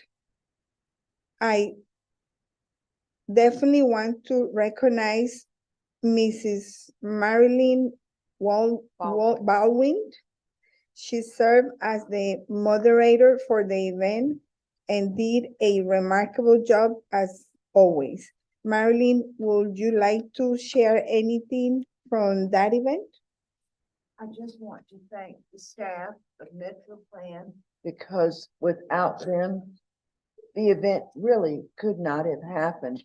And every year, it is our hope that Blind Americans Equality Day is going to save the life of a pedestrian who is blind, vision impaired, or physically disabled. So the work that we do to help individuals to become more aware of White Cane Day, Blind Americans Equality Day is so important. And please, when you have the opportunities in your communities to support funding for the technology that will make it easier for those of us who are disabled and want to cross our streets and highways and be safe, please do so. Thank you. Thank you. Commissioner Uribe and Mrs. Berry were also in attendance. Will either of you like to share something? Okay, and Ms. Berry had to leave for another appointment, so I think we're okay. Thank you. All right. I also like to thank Commissioner Uribe, Ms.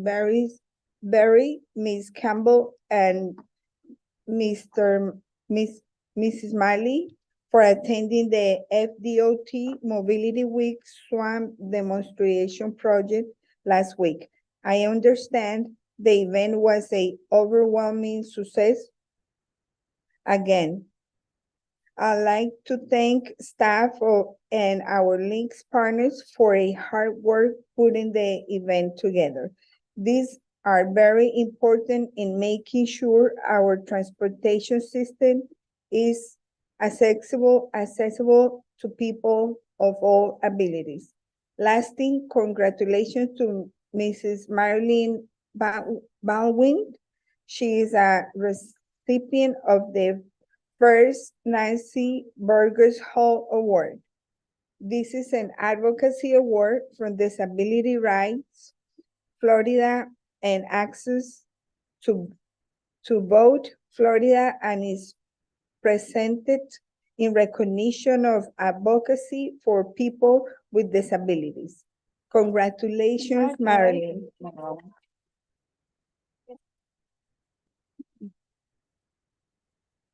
Next, Mrs. Whittington will review the agenda and share any announcements she may have. Ms. Whittington, you are recognized. Okay, thank you, Madam Chairman. If you and board members, if you can just hold tight for maybe 10 or 15 minutes, we'll be able to get out of here. Yes. Norm will abbreviate his presentation. So, Madam Chair, members, all who joined us online and in person, we want to say thank you once again for being here. I'd like to also echo all of the accolades and thank yous for those who participated in the Blind Americans Equality Day and the SWAN demonstration. We have the best LCB in the state, if I have to say so myself. And again, congratulations to you, Marilyn.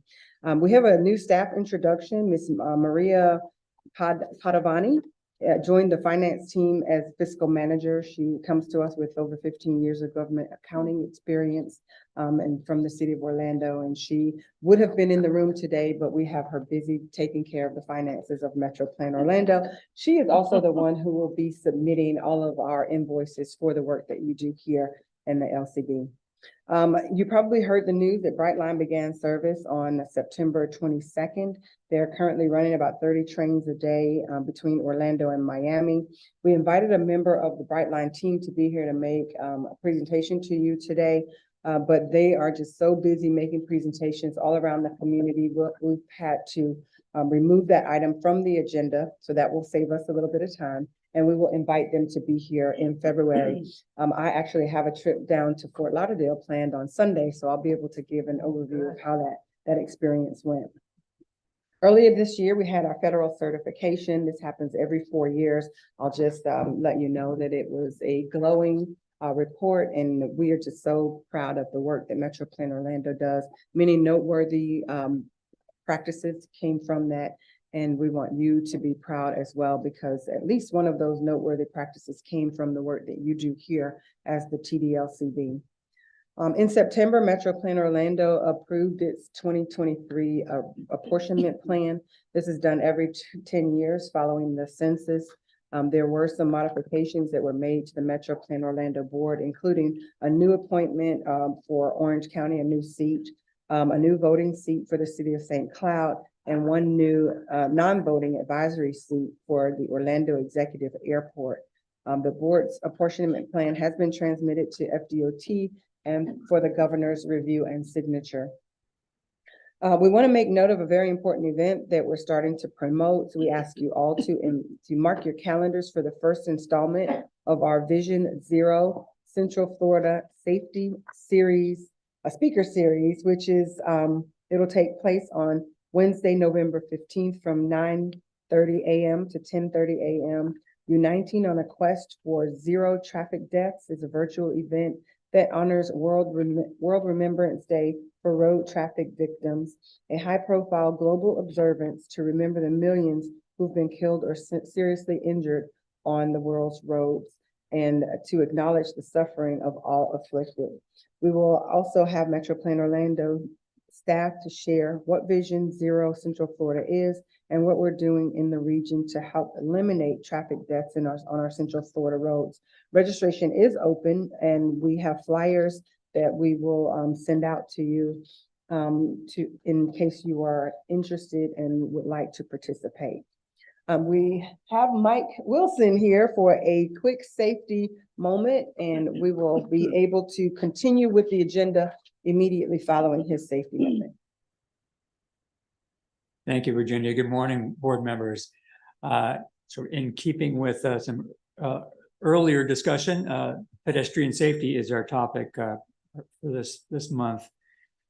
Give you a little bit of overview of the nature of our problem. We see about 78 fatal pedestrian crashes per year in our 3-county area. That's more than that number would be the total number of deaths, because some do involve more than one.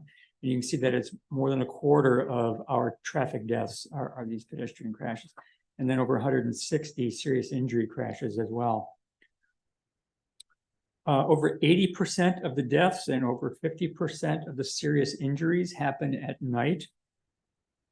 And when we look at those nighttime crashes in more detail, we find that 2/3 of them do not happen at an intersection. You know, often our intersections can be long distances apart, and so it can be quite a trip to get to the nearest traffic signal. Also notable is that over half of them happen on roads posted at 40 to 45 miles per hour. That's irrespective of darkness or daylight. And at those higher speeds, it can be really difficult to judge the speed of an approaching vehicle, compounded more so at night. There's some ongoing research happening in Michigan done by Dr. Ron Van Houten, who helped us start off our Best Foot Forward program, which has been going for about 10 years now.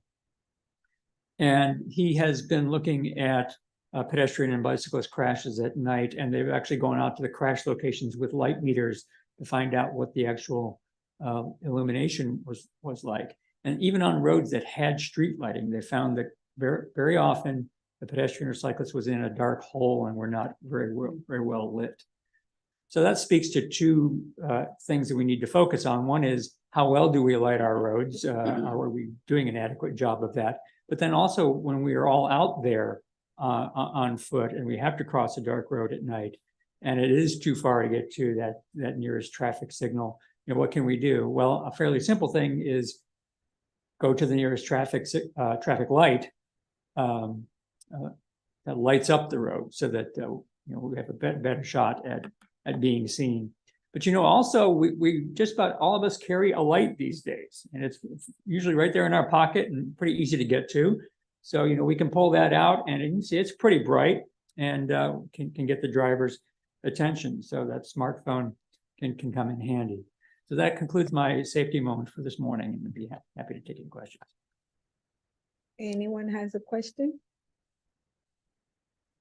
Okay, seeing none, we'll move to the next. It is now time for our roll call and confirmation of quorum. Mrs. Rachel, please call the roll. Thank you, Madam Chair. Arnold. Baldwin.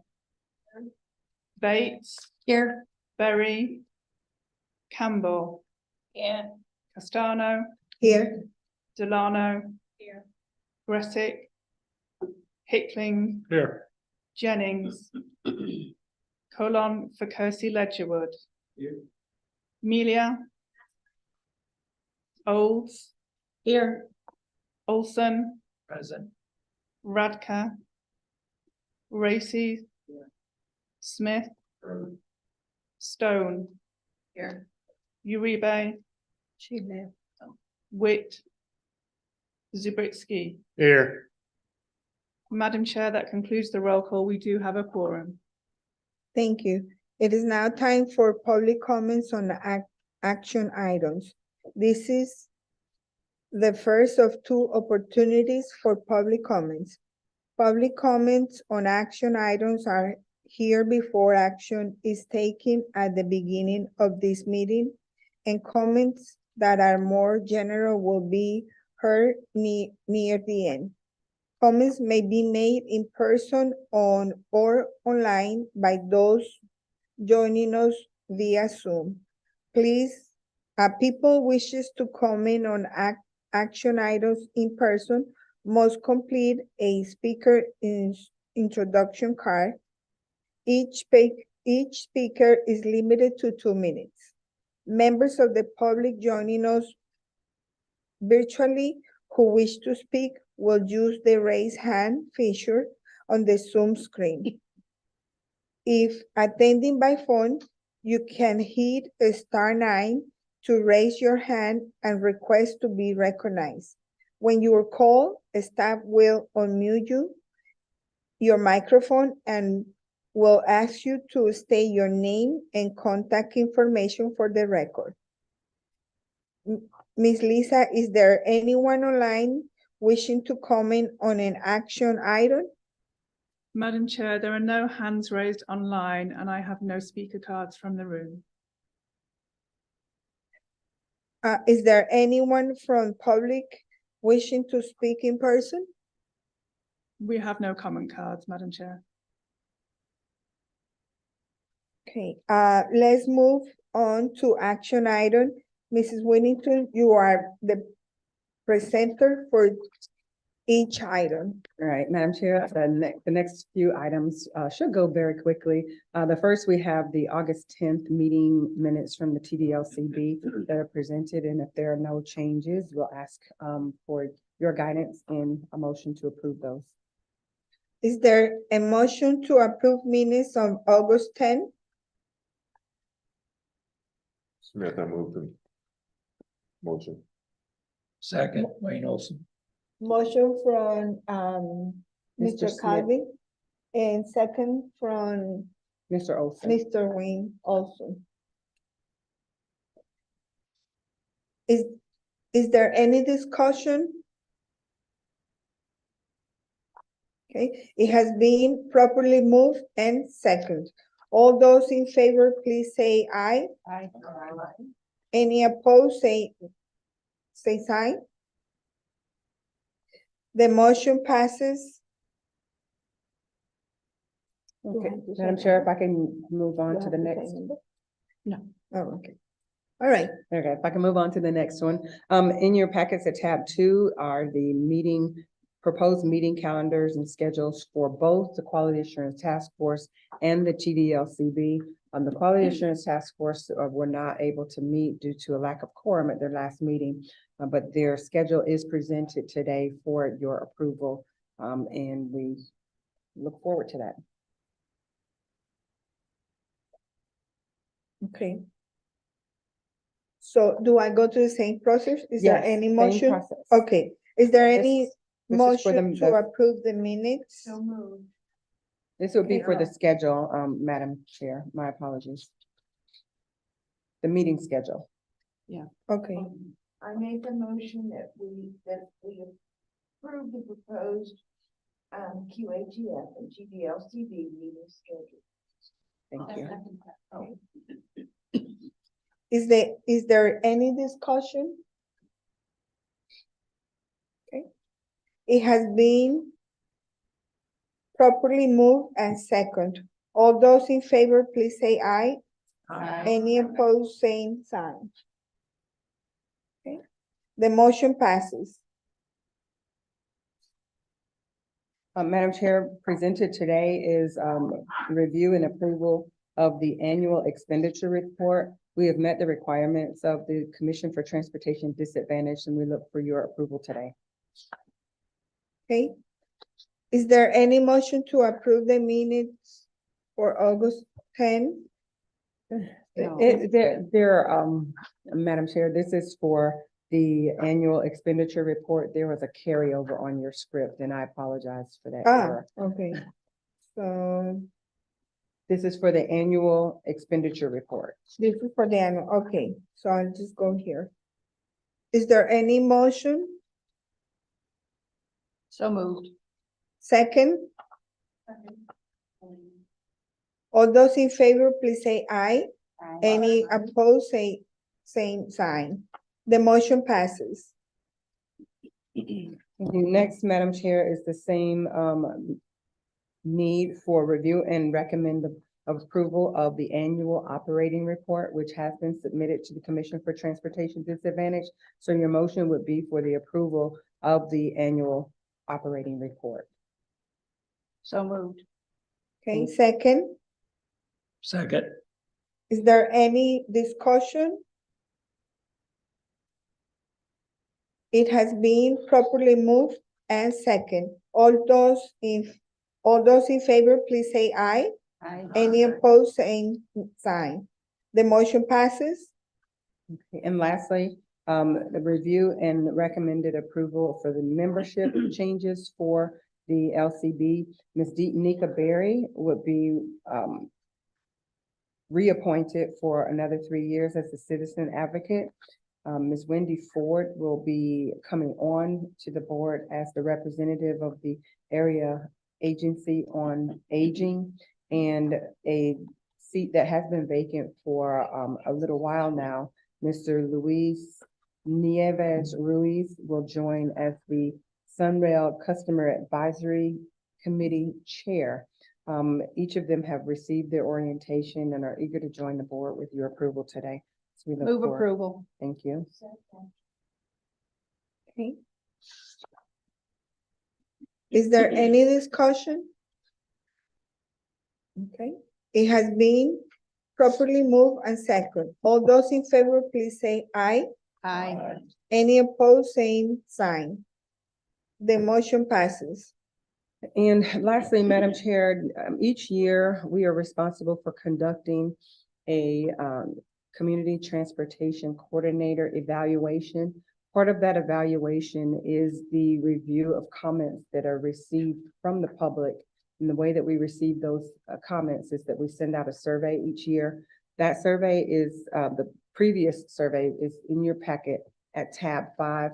We wanted to have some feedback from you today, but in the interest of time, I will reach out to each of you to see if there are any adjustments or any additional questions that you would like to add. And then we will add those to the survey prior to sending them out. And I would also offer that if you have anything you'd like to email it, we can do that as well. So if it's the pleasure of the LCB, we can just hold this one and I'll reach out to you individually. So there's no action that's needed on this one. No That's what I'm action needed. recommending. Okay.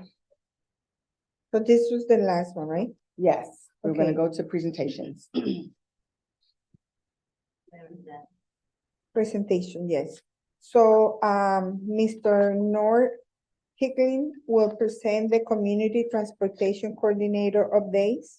As he's coming up, I want to again thank the Link team for your participation with the Blind Americans Equality Day and the Mobility Week swamp demonstration.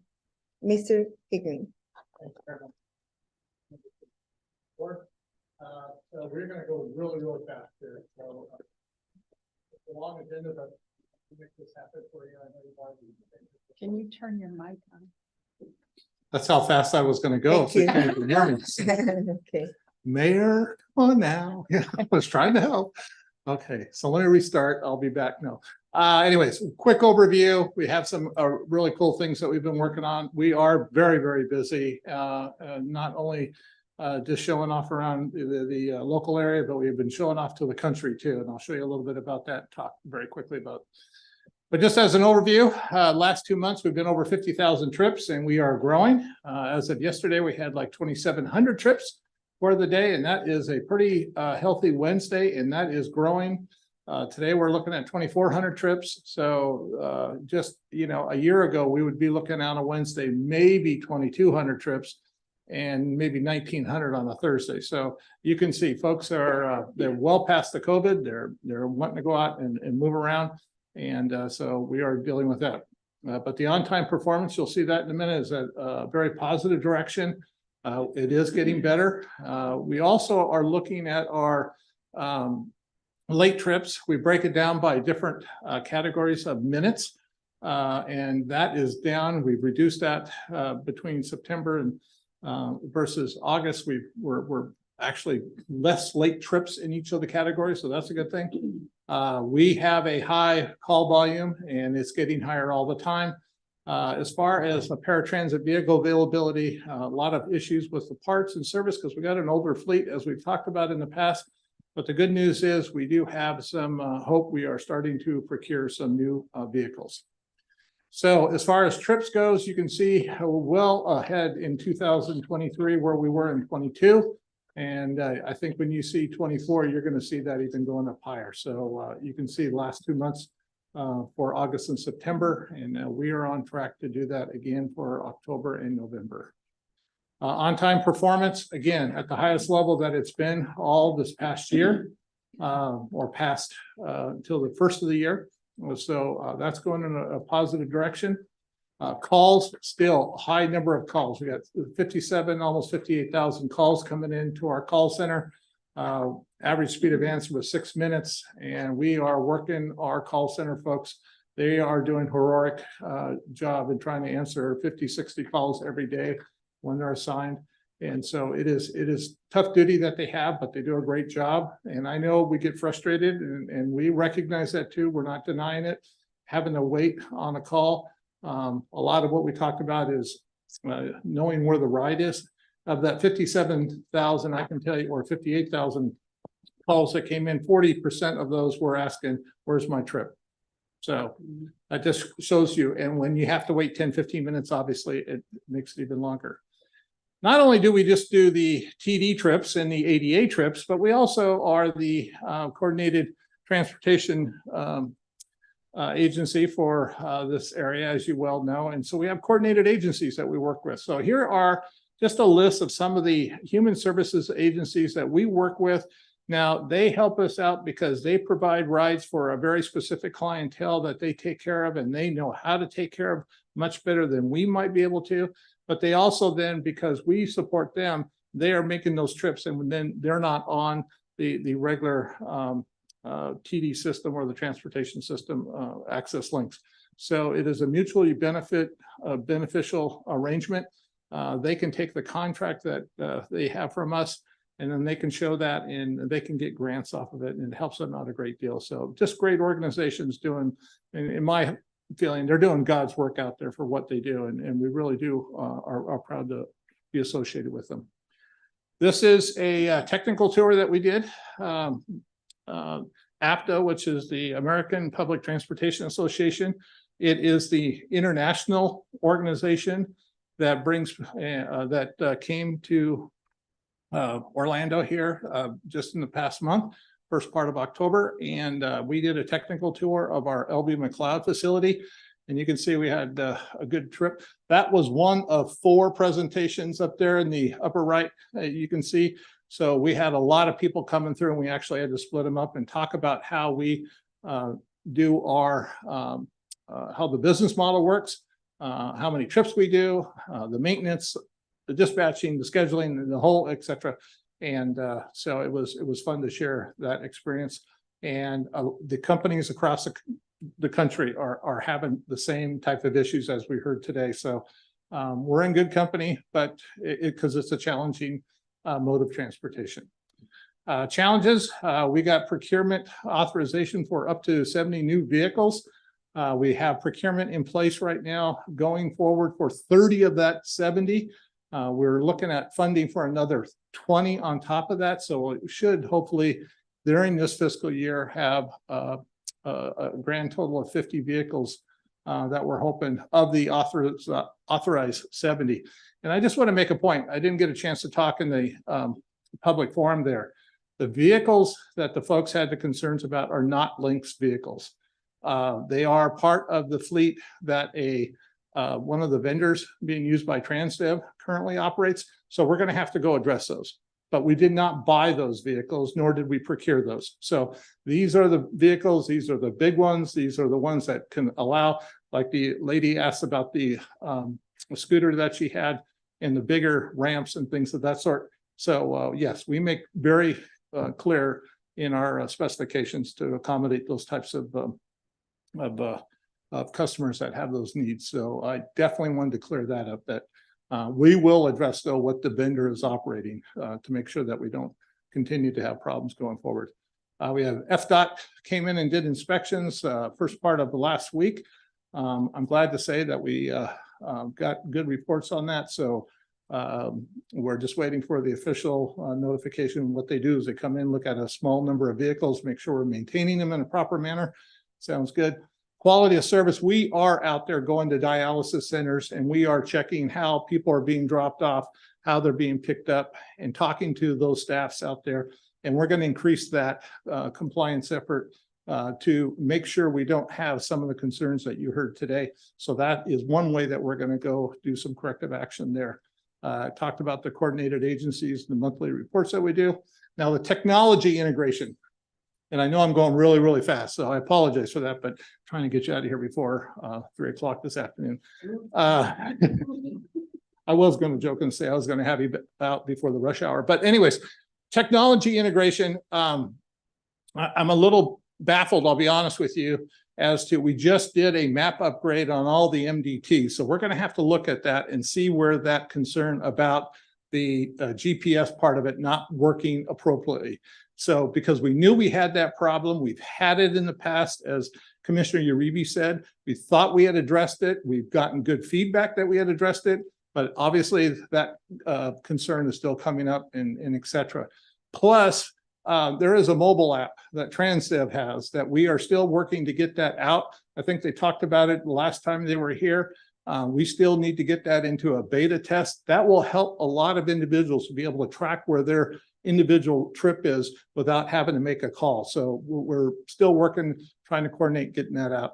And then we're doing some upgrades to the facility that we just showed you. We got a new bus wash facility that we need.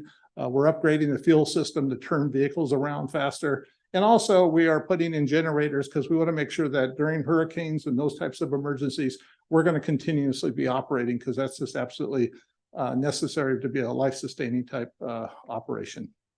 So in summary, a lot of trips, on-time performance has been as high as it's been all since the beginning of the year.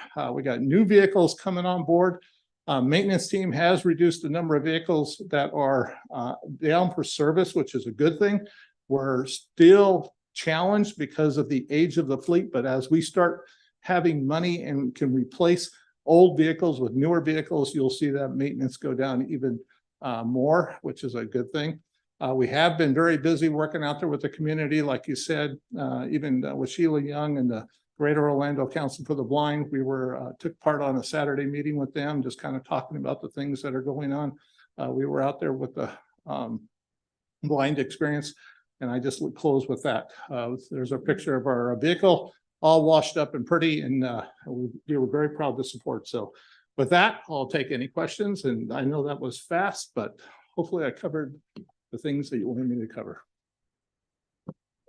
Questions for Mr. Hickling? Okay, I do want to say, after taking my notes from the previous meeting, I definitely would like to inquire about awareness training for the drivers. And, to help our community that has special needs, also customer service and communication. I think this is important because everything else we could try to figure it out, but we need to make sure that we addressing people that have special needs with love and compassion. So thank you so much. All right, we'll move to as I mentioned earlier, Brightline was not available today, so staff will extend another invitation for our next meeting. I would like to call action to a copy of the latest access links how to write guide that has been included in your agenda package at tab 6.